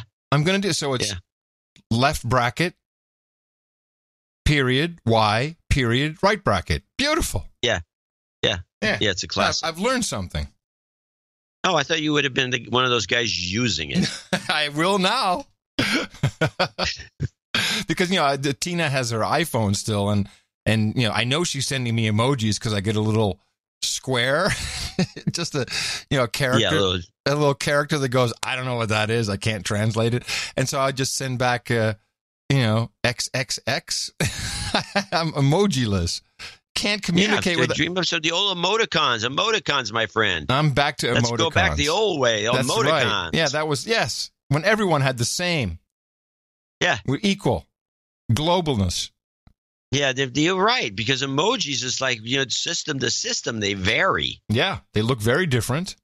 There's no universal emojis except for that work on everything. Emoticons, that's universal, and it's much more creative. Let's be honest. Robert Cohen, 8892. Anthony Fields, a boob, West Roxbury, Massachusetts. Boob. Yeah. Got a lot of boobs. And that was on the newsletter, so I think everyone hit this one, and so that's why we got it. Melissa Hodges, boob. Stephen Butke, boob. Sir Kevin McLaughlin, Viscount of the Moon. Locust, North Carolina. Boob. 8008. A lot of these. Josh Cox. I didn't even promote it. It was an Easter egg. Josh Cox in Austin, down the street from you. I love the newsletter with the boobs in it, he writes. And holy mackerel, the song titles. The song titles on that album are dynamite. They really are. If you haven't gotten a subscription yet, any of our sites has a link. You can subscribe to the No Agenda newsletter. It is an outstanding product, well worth the price of admission, which is $0. Yeah, it's free. People still unsubscribe. So annoying, man. It's so annoying, this newsletter. 2 times a week. I must unsubscribe. Superfluous, the Octoroon. Boob. Sir Alexander Scott, 8008, boob, in Houston, Texas. Stephen Fitzpatrick, boob. Michael Robert Cohen, boob. Max Wyndham Jr. In the Woodlands, Texas. Where's they have a town with a "the" in it? The Woodlands? Maybe. Apparently, it's in Texas. Ron Jordan, 7293. Sir Gott Nate in Sebastopol, California, 6969. Phil Rodis, Rodis,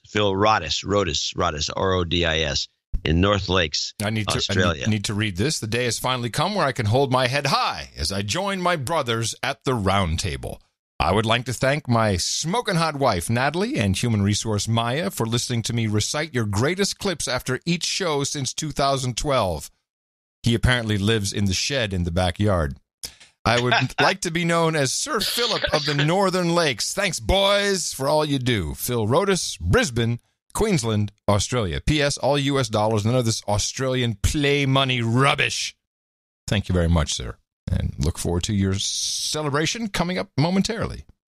Lucas Von Eck, 5555. Alexei Walensky, double nickels on the dime. You missed Sven Middelkoop? Sven Middelkoop, you're right. In Delft-Gouw. Delft-Gouw. Delft-Gouw in Netherlands. Yes. He wants to donate in Iranian rial next time. Okay. Lucas Von Eck, Alexei Volinsky, 5510. Sir Tom Derry, 5510. Paul van der Kordelaar in IJmuiden. IJmuiden. IJmuiden. Alan, and that's $55 even. Alan D. Peterson, $51. Carla Kruger, $50.50. Dennis Brown in Rhinelander, Wisconsin. Josh Defabo in parts unknown. I think it's a sir. Scott E. Knight in Las Vegas, Nevada. These are all $50 donors. Name and location: David McLean in Steelville, Missouri. Marco Castellanos in Guatemala. David McLean, who you skipped, he says, I can't see any way that a show like this or recorded work can ever make any money. The value for value model is the only one that can work. Why do I think this? Well, today I typed in the name of my band, Polaris, followed by the name of one of our songs released about 10 years ago, Evening Tide. It popped up right away on YouTube. not just this song, but the entire album with good sound quality, too. We had made the recording and CDs to sell at our gigs, which we did. Now it's out there for free somehow. Does it make us money? No. I don't know exactly what to think. I am happy that someone at least is listening to the songs. So he's confused. I understand what he's saying, though. Yes, and thank you for supporting us. It's the only way that can work. Can't monetize the network. Yeah, and thank you for the tip on the free album. Yay! Yeah, that's, you see that YouTube not only has all these free albums of current music, but right now they may have the biggest archive of old time music, the jazz from the 1925 to 1935. And, that's all swing music. Yeah, that's all pre ASCAP BMI, so they get away with that. They don't have to pay any royalties, I don't think. I believe that's true, but you don't find a collection like this in any one place. No. So you're saying it's a good thing. There's a decent collection on archive.org, but it doesn't hold a candle to what you can get on YouTube in terms of you want to hear, Ben Selvin. You want to find some old Al Bowley. I mean, whatever you want, you can find almost all their material, except very rarely something is missing from the collection. It's unbelievable. Everyone just keeps posting it. And then the guys say, well, I don't like that copy. It's not a very good copy. And they post another version, which is better quality. Yeah. Isn't that great? It's madness. So I heard an interesting story just about YouTube and revenues. That you remember when Taylor Swift, she was like, I'm not going to put my album on Spotify and I won't give it to iTunes and I'm not giving it to Pandora and I'm holding it back. And you remember that?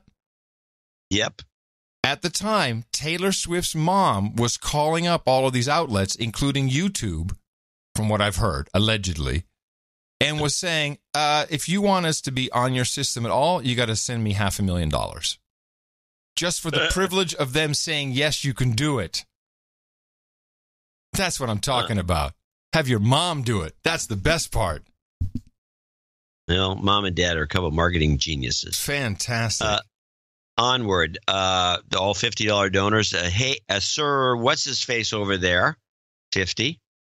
I believe he's in Canada or California. Canada. Tyler Schimpf in Bothell, Washington, 50. And then Anonymous, 50. And last but not least, Bradley Ledden, 50. Anonymous also wants a hit at Jobs Karma. We'll put that at the end for him. Okay. And that concludes our group of producers, well-wishers, supporters, and everything in between for show 1030. Been on the radio too long. And we want to thank everybody who came in under $50 for reasons of anonymity, or you're on one of our subscription programs. Thank you very much. And I do want to say, John, I mean, this was a good showing. Now, of course, people are donating to support the show, but I think you motivated them with the newsletter. So, that's something to be thought about. More boobs seems to work. Could have been the boobs, one of the two. We will have another program, and we've been on the radio too long, apparently, so we'll see how much longer it lasts. 1031 will be held on Sunday. Remember us at Dvorak.org/NA. And for those of them and you who need it, jobs, jobs, jobs, and jobs. Let's vote for jobs. You've got karma.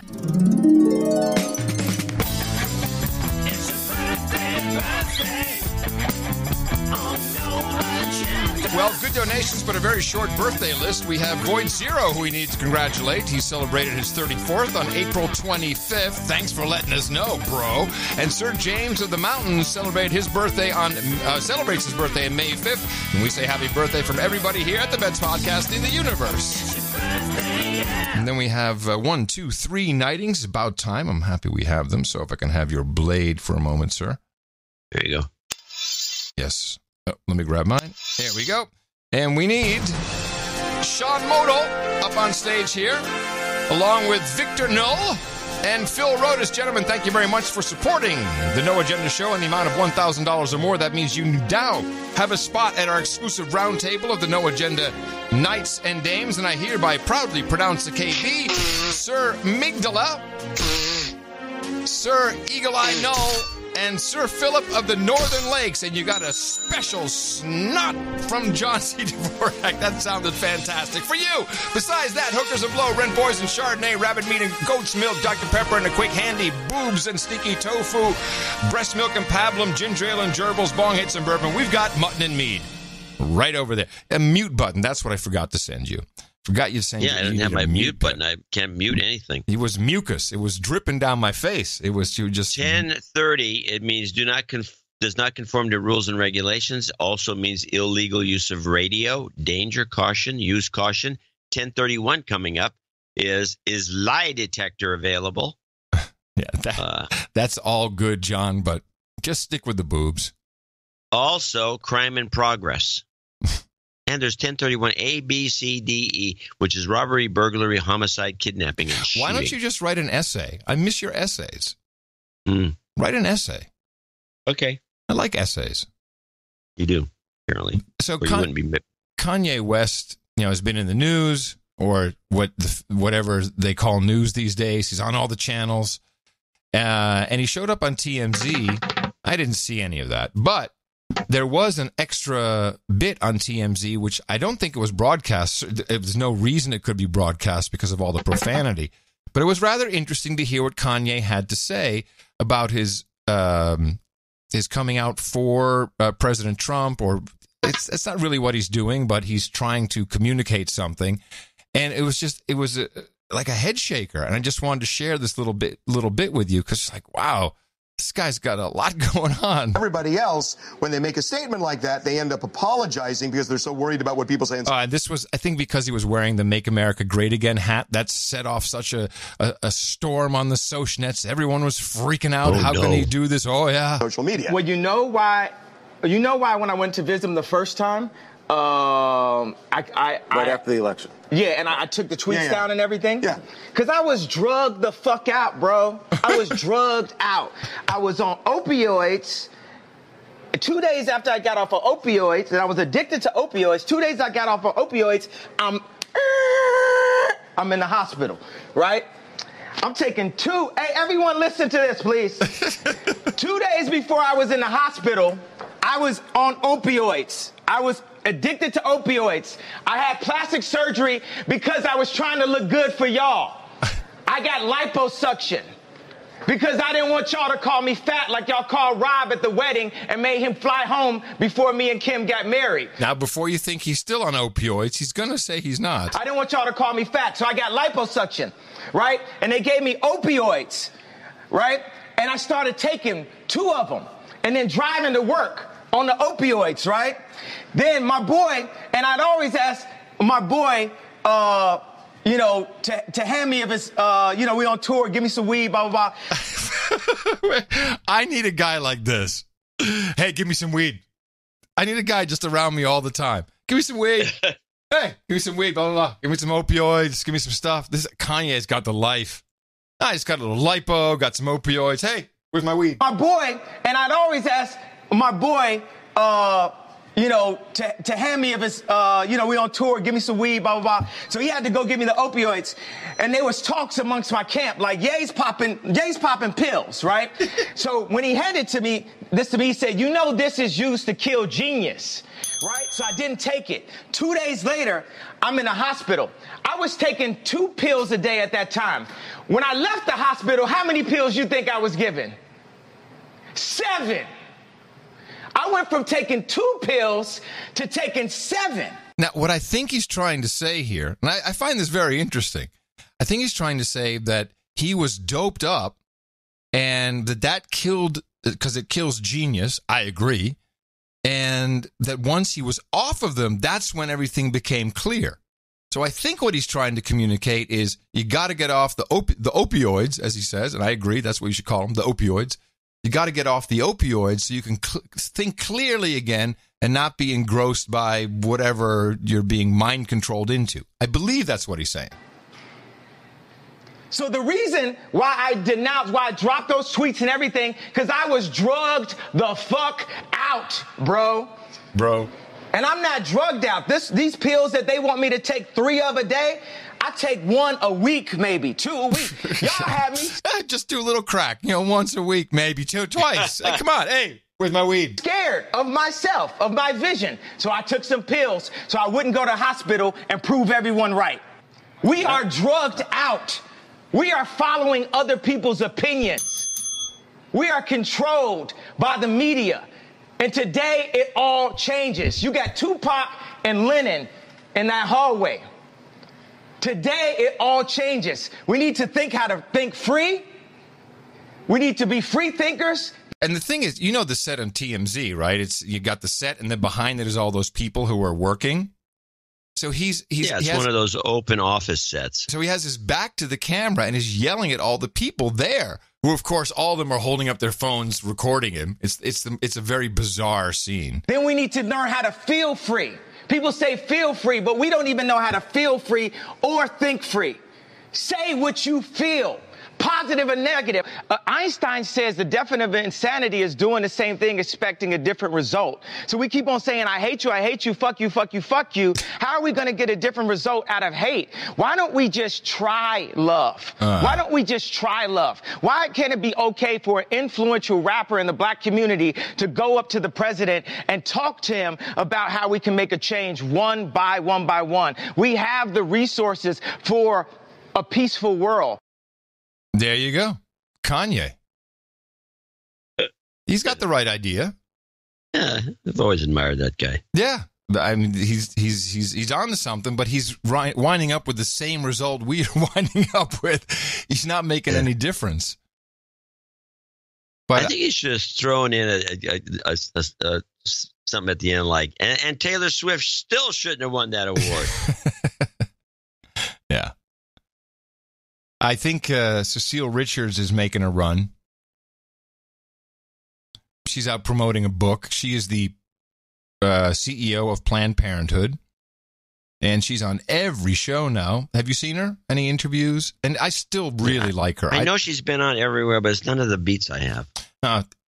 Yeah, she's on every cable news show. And I have a compilage. They all ask the same question. And that's kind of how you do it. You write a book, and then you go out and you promote the book, and then you start testing the waters and trial balloons. And of course, everyone's going to ask you, and you're going to deny. But this is. And if you have a good book promoter, they actually write the questions. They set it up, so you don't have to worry. So you're good to go. And she comes from a political family. Ann Richards, her mom was she governor of Texas? I think. Yeah, I think so. Yeah, a Democrat woman, because we're all racial hicks down here. We don't want any of that. But here's the M5M. This book, I think, will broaden people's understanding about your activist chops. This makes me think you're going to run for office. Are you going to run for office? I don't have any plans to run for office, but I learned early on never to say never. Women running for office, does that mean Cecile Richards running for office? Well, you never say never. Is there elective politics in your future? Who knows? Never say never. A lot of people are wondering if you're stepping away from Planned Parenthood to get into elective politics yourself. Is that something that's on your mind? Not this fall, perhaps, but down the road? Well, never say never, Willie. Is there politics in your future? I don't know what's next. Do you have an interest in running for office at some point? Nothing that I really looked at. In order to stand up for something, you've got to fight and you've got to face adversity. You've done it for your whole career. And right now we're seeing a record number of women run for election. That's right. Are you going to be one of those women next? I don't know. Yeah, I think she might make a run for it. Run for what? Well, she's setting up. Why wouldn't she run for president? But what for what? I mean, what state's she from? What's she going to run for? Governor? She going to run for senator? She going to run for congressman? She's going to run for president. Run for dog catcher? She's going to run for for president. Oh, please. Why not? Okay. What, you're going to say that she couldn't become president? Yeah, I'm going to say that. I'll say it right here. Why? Why? She is divisive in such a way that nobody who is religious or has any Stop. That's about whether she'll win. I'm saying I think she may run. You're saying no way she's going to run. Or is that not what you're saying? Oh, I see. Well, you tricked me. No, I'm not tricking you. I said I think she's going to run. If she's going to be one of the 17 people that ran for president against Trump. Yes. Yeah, it's possible that she'd show up there and then get annihilated. They love her. Who's they? The Democrats. The M5M. You're very combative with me today. I don't understand why. Because I'm sitting in the wrong space. I've got my back to the workstation I should be working on. Okay. Well, let's think about this. It might be a good foil to keep Hillary from running again. Yeah. Because you want to have a woman. We got to have a woman. And so... a woman? So she's a woman, and as far as we know. And Hillary still got the machine. Hillary'd have to be behind it. Somehow Hillary'd have to be the power behind it. Okay. I like that. I like that idea. Why wouldn't she? Well, because she wants to be president. Yeah, that's true. That's true. She still wants to be president. She's still going to run again. And the Democrats don't know what to do about it. They're beside themselves. She's been very quiet of late. I think they put the word out that stopped booking her. No, well, that's possible. I think she's... Yeah, you can get blackballed. I think she's being real quiet because I think there are some real investigations now going on into the Clinton Foundation. Like someone from actual law enforcement, I believe, is sniffing around finally. Could be. And Charles O'Tell keeps just banging away at it. So, and they have like some... That guy's still alive. Yeah. Well, he's moved. I think he's in Colorado now. He's moving around. How's that going to help? He just got to move around. Safe house to safe house. Come on. You know, he doesn't want to wake up one day with 2 to the head, gun in the left hand. Right. Got a note from Sir Scott McKenzie from NoAgendaNovels.com. I think this is now his 4th. ITM Adam and John, just want to let you know I've published another No Agenda Kindle giblet called Operation Freetard. Here's the blurb. Gary Starkey is a condemned man, and along with thousands of U.S. citizens just like him, he never saw his conviction coming. Little did they know the government had passed a new copyright piracy law and was waiting until the time was right to begin the convictions on an unprecedented scale. The fresh twist on law enforcement also brings a fresh twist on incarceration, and on his first day in a new state-of-the-art facility, he quickly realizes this will be a prison term like no other. In short, Scott says, it's a cautionary tale of what could happen in a war between the government and people who use Kodi boxes. That's the, you have that, don't you? Kodi, K-O-D-I, where you install the software on your Roku and then you can get all TV and pay channels for free? No. But you know of it? Yeah. Okay. So that will be to go to noagendanovels.com. Whenever you read one of these books from Sir Scott, it's filled with no agenda stuff. It's really fun to read. I haven't read this one. He sent me a copy, so I'm going to check it out tonight. But it's always short. It's fun. The plot is always good. The characters are great. He's a very good writer, and we appreciate him doing that. The brand new Scott McKenzie No Agenda novel, Operation Freetard. Freetard. Good. You coined something there. Yeah. All right. Well, let's see what else we got here on the list. I found I've got a couple of things here that are kind of interesting. I want to play this. This is a short clip. You know, this Bornstein guy, you know, this weird-looking doctor that Trump used to use in New York. The guy's all, excuse me, the guy's all, you know, he just looks like, I don't know if you've seen this guy. But there's this. No, he's the guy whose office was supposedly raided, and they grabbed the Trump medical records. He's the guy that said Trump dictated to him to say the most healthiest president ever in U.S. presidential history. Yeah, stuff like that. What he says. And, yes. And the question of whether the office was actually raided or not is questionable listening to the mainstream reports. But there's a thing people don't seem to realize. I just want to play this very short clip, Bornstein and medical records. Quotes Bornstein, recalling that he told Mr. Trump's longtime personal assistant that he should be the White House position.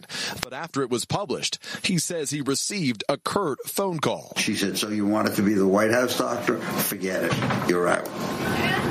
Tonight, the Trump Organization lawyer declined to comment, and NBC News could not reach the president's former bodyguard. But we have confirmed they took the original medical records, leaving Dr. Bornstein without any copies. Lester? Peter Alexander at the White House tonight. Thank you. Now, I couldn't hear it exactly. What did he say? He said that he asked to be the White House doctor. Yeah. And then his assistant called him back in a curt phone call and says, you know what? You want to be the White House doctor? You're out. Wow. Okay. Yeah, I doubt any of this took place. But I don't think the public in general in the United States realizes that medical records, your medical records, they belong to you.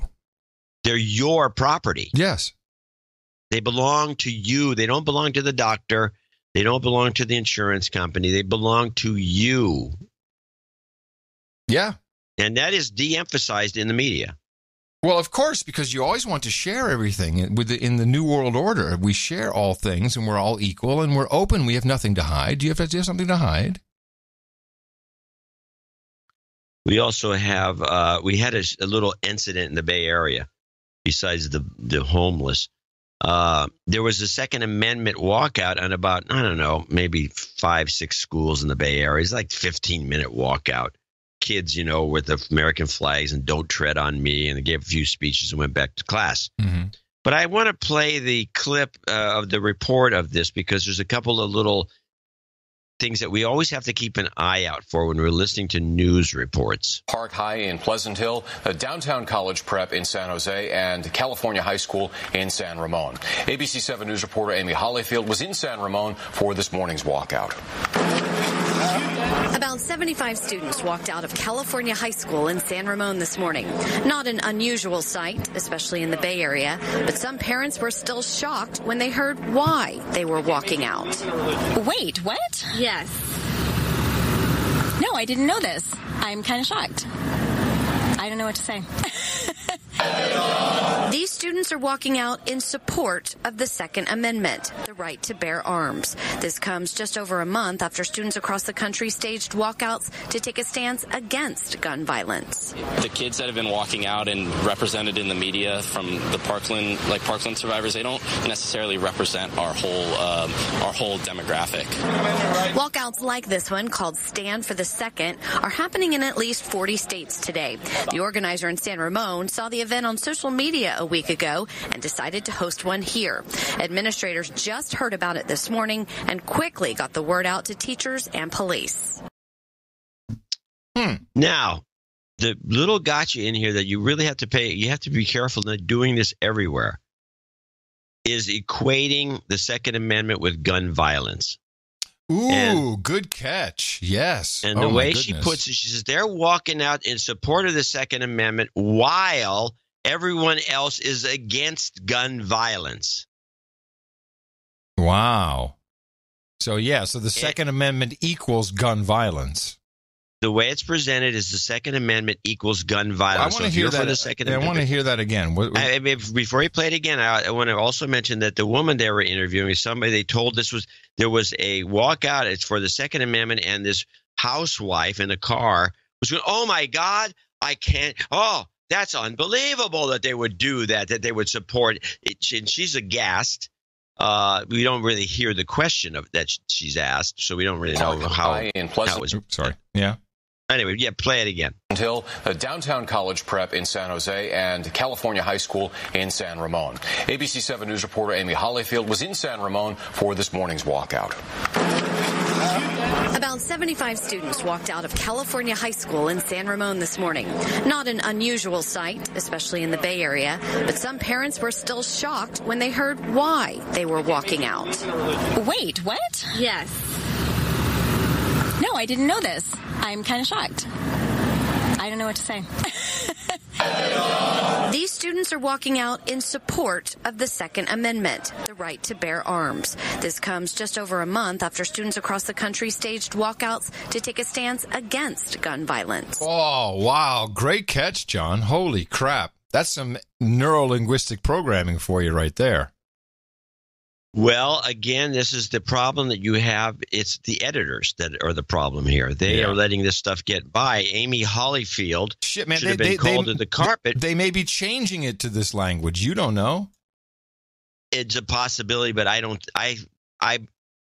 You make me depressed if that would be true, because the editor is not supposed to do that. They're supposed to keep people from doing exactly what she did, which is making false equivalencies in the report in such a way that it that it skews the report. It's a very poorly done, poorly executed report. And then you had with that woman going, "Oh my God, you're kidding!" Blah blah blah blah.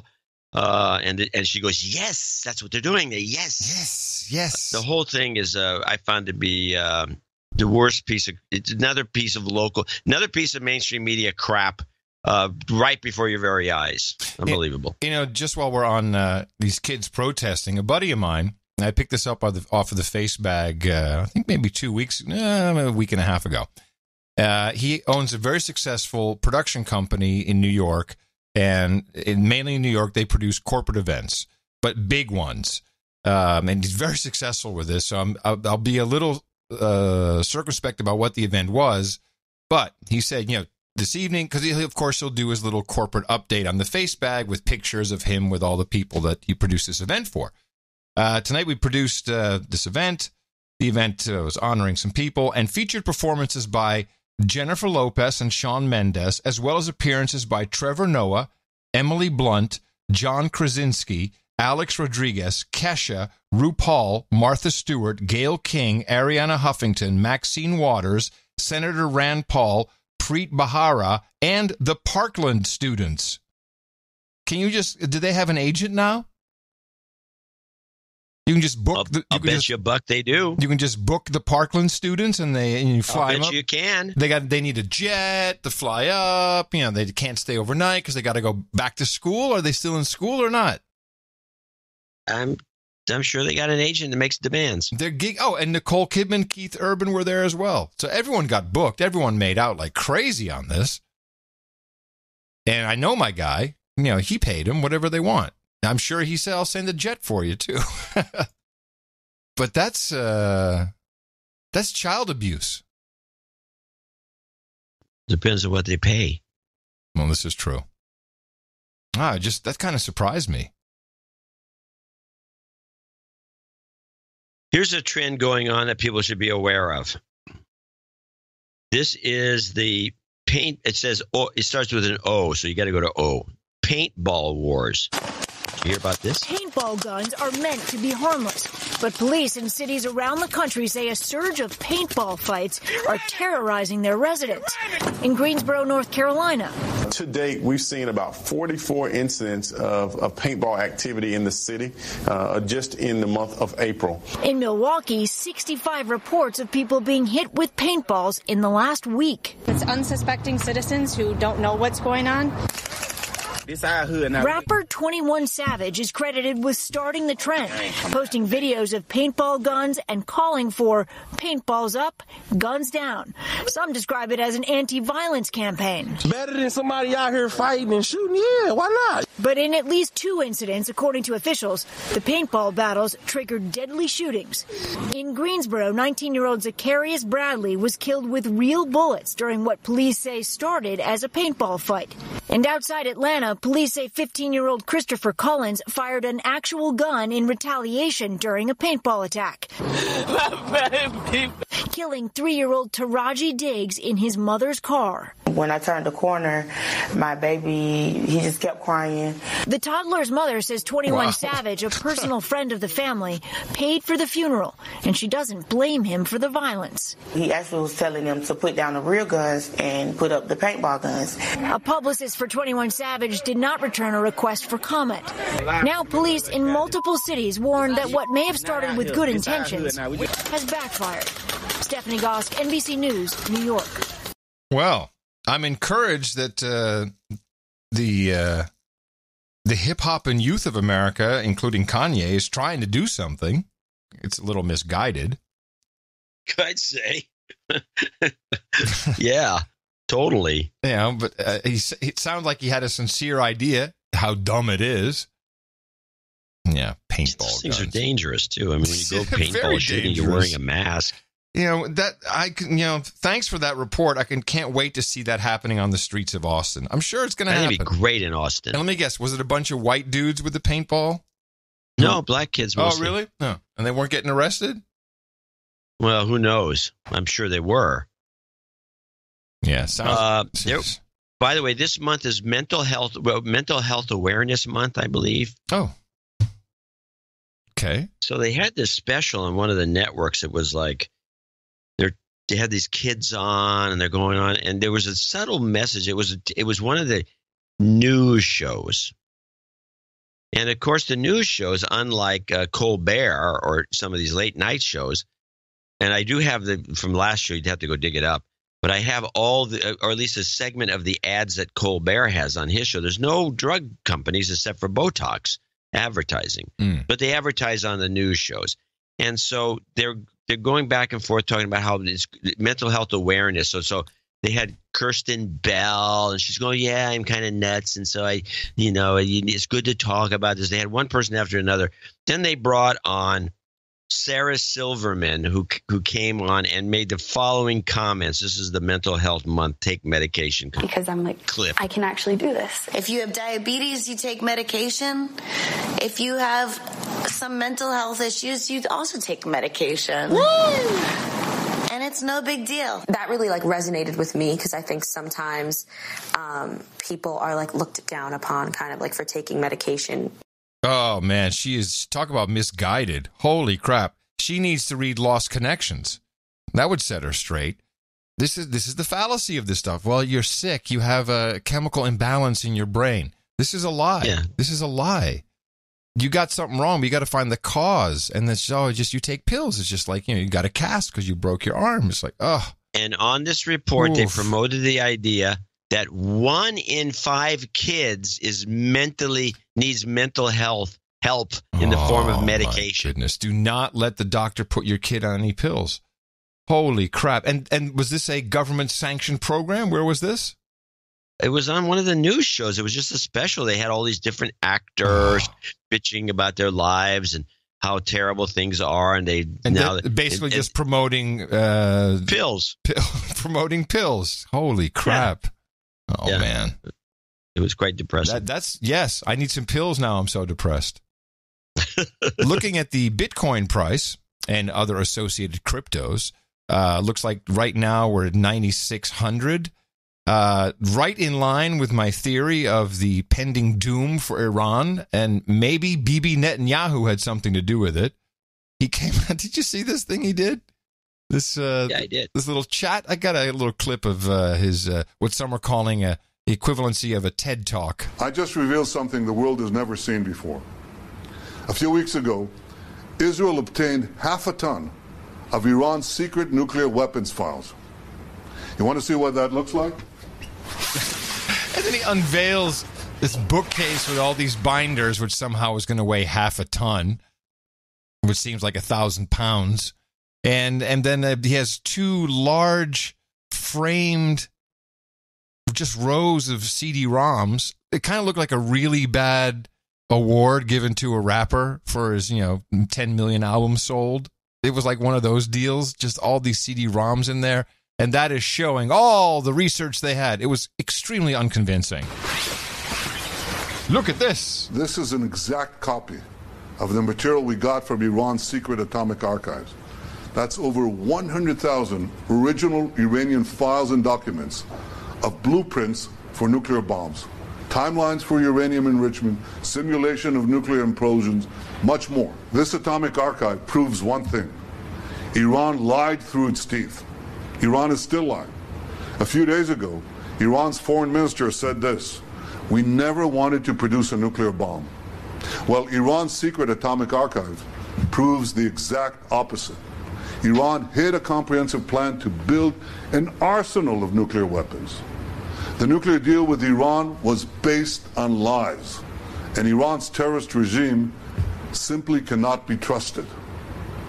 In a few days from now, President Trump will decide the United States' position regarding the nuclear deal. I'm sure he'll do the right thing. The right thing for America, the right thing for Israel, the right thing for the peace of the world. So, I mean, this whole thing was so odd with, they don't have thumb drives or hard disks. No, he has to show all these binders. Yet they've got nuclear bombs. They're evil scientists. They're making nukes. And they're printing all their plans onto paper and putting them in binders. I don't know. But I do think we're going to see, just from my theory, it's just a theory, I think by, what is today? The 3rd. So in 1 week, I think Bitcoin will be over $10,000 in preparation for the May 15th date. And it seems like look, we're not going to start bombing Iran. I don't think that at all. But something is going to get kicked off. They're planning on doing something. All the sentiment is now against the evil Iranian regime, and we need to have some kind of revolution. And it's got to be coming. And it starts with this with more sanctions or something that's going to mess up Iran. And probably a year of that, and then it's got to happen. They're going to make. Don't you think they're going to do the Korea deal first? They can't do two things. They think they're going to do. No. But it starts on the 15th by not. Okay, this deal is no good. We'll pretend to renegotiate. The deal will kind of be in limbo. We won't know where it is. Meanwhile, we do something with North Korea. Sure, that's got to be done. But when you cut off Iran from the money supply. And Michael Zed actually found out for me how they're doing this oil trading. Apparently, France is giving Iran, when they buy oil or sell oil, they're giving them euro credits. So it's credits that are based on the euro, but it's not really the euro. Because they're not allowed to use dollars anymore, nor can they, because they're being shut off from all the financial networks like SWIFT, etc. So France, and I don't understand, how is France in this game? He must desperately want them to not, want to keep it as kind of stable and moving ahead, steady as she goes. If they're allowing transactions to take place with Iran, our buddy, we had the big state dinner for him, and he's doing it for euro credits. I mean, this is going to be a real problem. No one gets out of that alive, including Macron. I don't know. It's all new to me. I'm baffled, though, that we're kissing, we're hugging, we're having a great time. But this guy, he's aiding and abetting the Iranians. How can he be our buddy? I have no idea. I don't know. Maybe the whole thing is a giant scheme to break the country. I think he was probably involved when we got Gaddafi. So that's just more. I don't know how.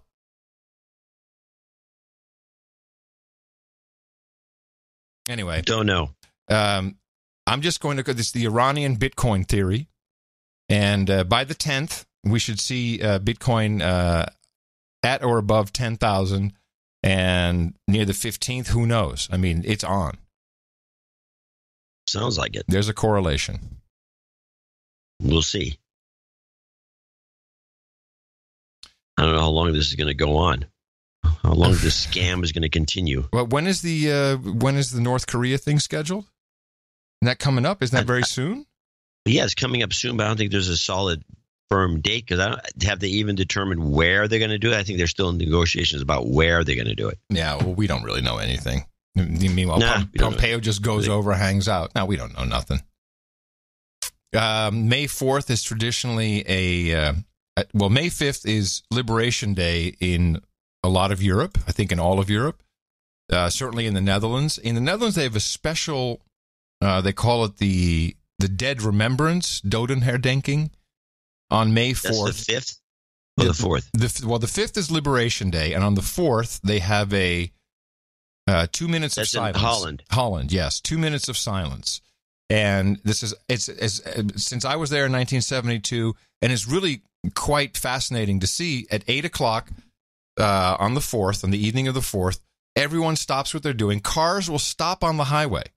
The highways are just stopped. All the cars are stopped, and everyone observes 2 minutes of silence for those who fell during the Second World War. And this year, there's a group that says, no, we're going to interrupt that silence everywhere we can, because this whole thing is racist, because you're only thinking about the white people who died in the war and not about the 4 million who died in Dutch East India, all this stuff. Whatever it is, it's some racist problem. So now they're going to, you'll see this is going to be a mess. Because Black Pete involved. It's the Black Pete people, I'm sure. Somehow he's involved. And this is a very solemn thing. It's like a very cultural tradition that I've witnessed throughout all my years living in and being in the Netherlands. And now you got a bunch of jamokes who are going to come and disturb this for some ulterior motive. And temperatures are running high. Temperatures are running high in the Netherlands. Yes. Oh, I think if people are out there making noise, other people are going to start beating on them. I'm sure there's more beaters than there are BTs. Yes. It's going to get very ugly. Well, the 5th is Cinco de Mayo, which is a day that we celebrate on the No Agenda show, despite what one of our producers says. Yeah. On the No Agenda show, I didn't know. So it's not. They don't celebrate that in Mexico. It's a total. It's not a Mexican holiday, really. It's a day of it was really kind of a losers thing. But Cinco de Mayo is a big celebration in Mexico, the Mexican parts of town, and we celebrate because in every show, even though it doesn't show up in the recording, Adam sings Cinco de Mayo during the playing of the fat lady. Yeah.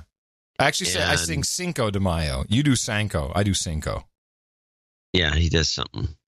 And so that makes it part of the show. And so we celebrate it. So that'll be on Saturday. And then the show will be on Sunday. It'll be the 6th. Is there anything going on the 6th of May that's important? I don't think so. It's just kind of a bland day. No, it can't be. May 6th. Wiki. No. Let's see what it says on the wiki. You look on the wiki. In the meantime, a little segment about dogs. I think that we're going to have to make this a regular. Andres Elorza from Colombia is accused of implanting liquid heroin in the puppies' bellies to get the drugs into the U.S. Elorza was eventually arrested in Spain back in 2013 and then rearrested in 2015 before being extradited just yesterday. Several of the puppies used by Elorza were saved, and one of them eventually became a narcotics dog. So it's an old story they bring back, but I think we're going to see a lot of dog news. In fact, probably increasingly more, as I'm really now paying attention to people. Dogs are people too. We were talking about that on the last show. Oh, dogs are people, and they need to vote. There you go. Well, we might get to that. But here's producer Beth. Just, and I want more stories like this because I know that this is happening and it needs to be identified and we got to do something about it, or at least recognize it, because we're going to die off, and that's everywhere. The young people are just not having kids. They're getting dogs. I wanted to pass along a conversation I had with a millennial couple on Saturday right before the last show. We have 2 kids and just got a puppy. We were spending the night out with a couple about 8 years younger than us, early 30s with no kids, and they have a dog. I was talking about how great our puppy is, etc., and one of them said, "Oh, isn't it great? It's always that way. They're always sweet. It's not like having kids. They won't hate you someday." I thought that was... What? As Beth continues, I thought that was a fascinating thing for them to say. I couldn't help thinking if the struggle that kids are, the rejection you inevitably feel from them puts off young couples. They know it's hard. They don't live in a bubble. They get it. But instead of choosing to feel the good and bad having kids brings, they only want the good.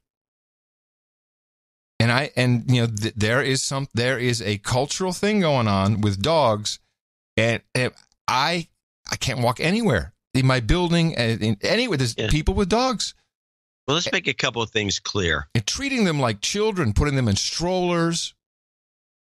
You moan and groan about me being in California and all the rest of it. You're in Austin, Texas.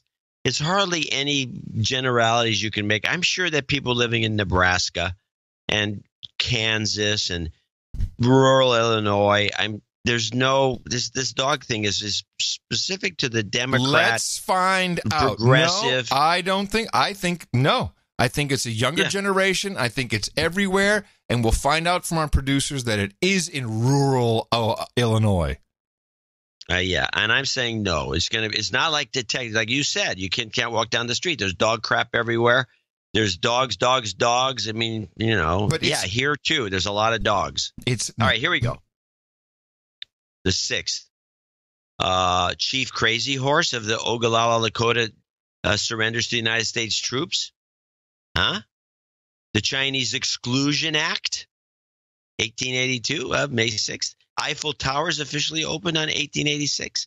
In 1889 on the 6th. Babe Ruth in 1915 hits his first home run on May 6th. Huh? I guarantee you people are more the interested. Hindenburg disaster? Jeez.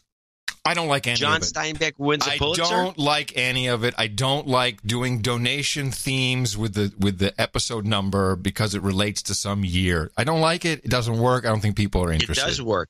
Always works. It doesn't always work. One. Okay, here's one that would kind of apply to the show. Why don't you want to talk about dogs? Because you hate dogs.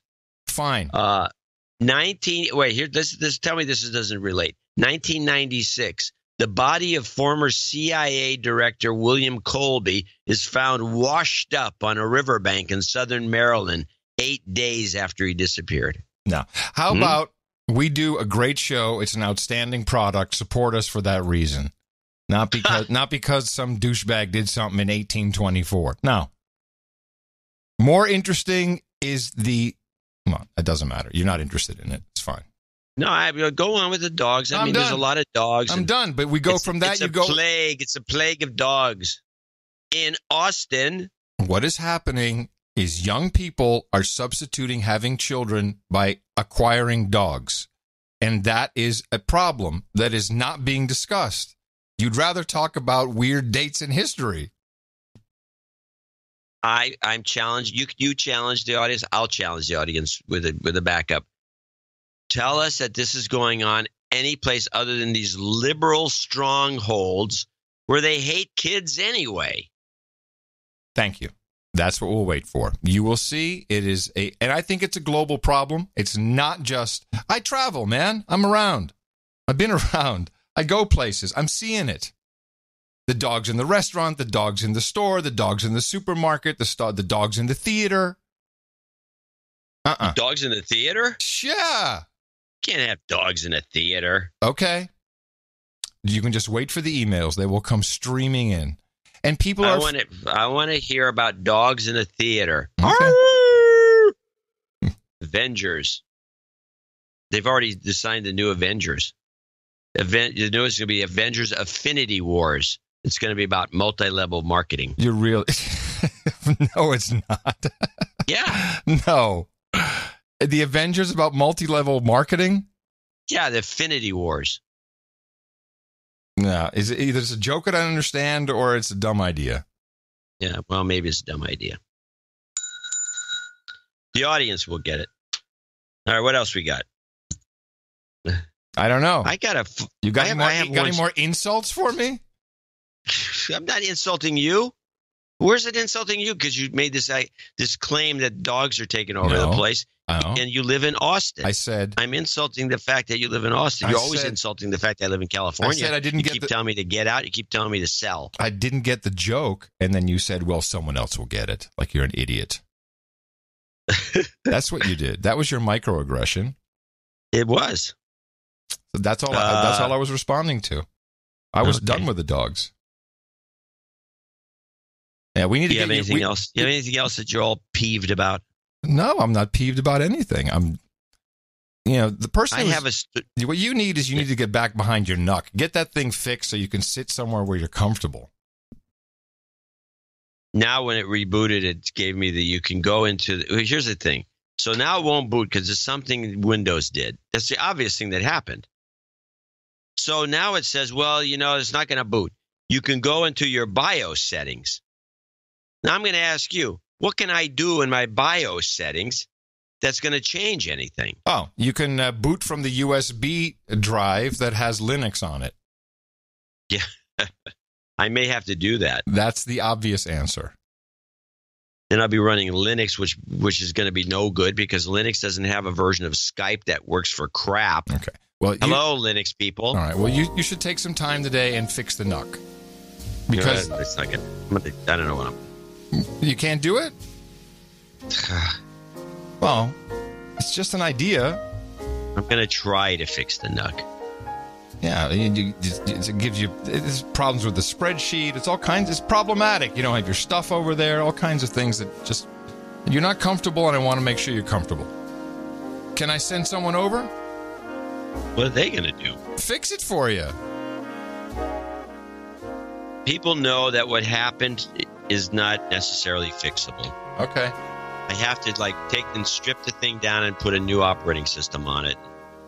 Make sure that it doesn't change any of the. Okay. I just get a disk that I put into operating. The problem is I got to go through all this trouble. Are you still there? Yeah. Oh, no, you cut out. Okay. Oh, sorry. Coming to you from downtown Austin, Texas, the only place where people substitute dogs for children. In the morning, everybody, I'm Adam Curry. And from northern Silicon Valley, where we should send everybody to Austin, I'm John C. Dvorak. Until Sunday, remember us at Dvorak.org/NA. And as always, adios, mofos. I need a cab. Hey, cab. I have ideas. Kanye West. He's the guy. You're in the future now, and President Kanye says, I have ideas. But you've seen him do it. He does it when he's seated. Profile. The profile. It was a Bush Obama special. Jerks his body over, and he doesn't just turn his head. He moves his whole body over about 45 degrees. I didn't do the deal. And then turns his head. For I think. And this is during that period where everyone's freaky and they're all paranoid. And And I'll check the numbers because they'll say, oh, he misrepresented it, but these numbers are close enough. And stares at something at a direct angle. We need a whole new thinking here. At someone or something with a very stern look. You sold this great site. And he usually does it to the left. And I looked. If this guy isn't a reincarnation of Mussolini, I do not know who is. And I could see the mood was getting dark. We need a whole new thinking here. I have ideas. We need a whole new thinking. I have ideas. We need a whole new thinking. Donald Trump, Donald Trump, Donald Trump. I have ideas.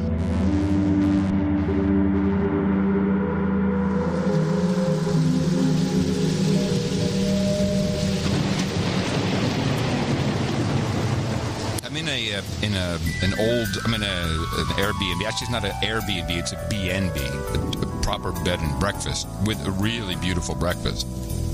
It's done by the owner. And so it's an old house, and it has one of those old Dutch toilets that I think I've mentioned it before on the show. That has a shit thing way up in the air. Well, it has the reservoir way up in the air, so it uses real gravity, big ass gravity. But it needs that because it's one of those typical old Dutch toilets that has the shelf. And for people who don't know, the main Dutch toilet maker back in the day started making them mainly for hospitals. And there's a shelf, so when you poop, then your poop stays on the shelf so it can be examined. And no one ever thought, that's kind of disgusting for the home. And they just, we'll just use the hospital toilets. And so, it's kind of weird when you sit there going, oh, shit, man, my poop is on the shelf. And that's why you need the extra gravity. Poop is on the shelf. In some places, it hits the fan. In the Netherlands, it's on the shelf. There's a poop upon the shelf. There's a poop upon the shelf.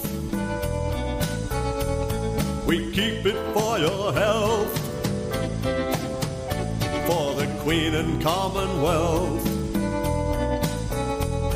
The Dutch are in no rush to see that poopy flush. Poop is on the shelf. Yeah.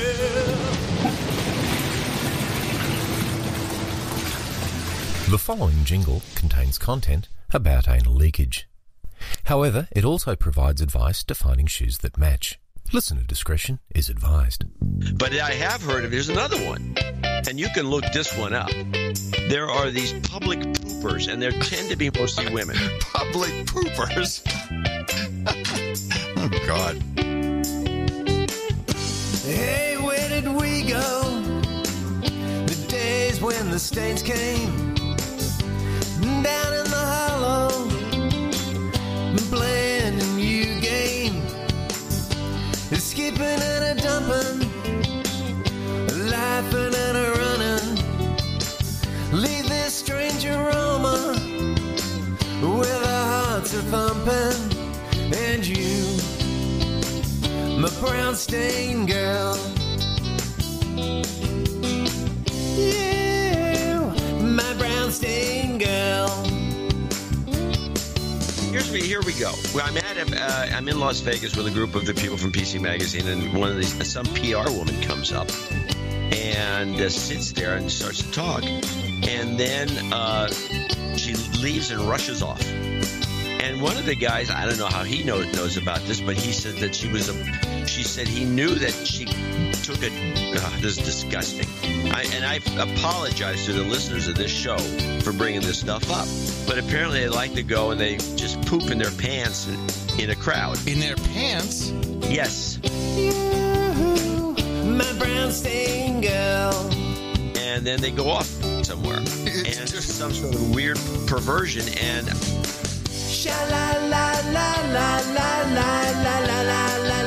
If you go on the internet, start looking it up.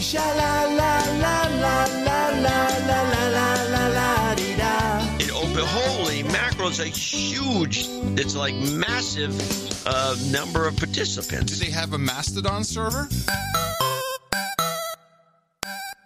The best podcast in the universe. Mofo. Dvorak.org/NA. Turn down your speakers!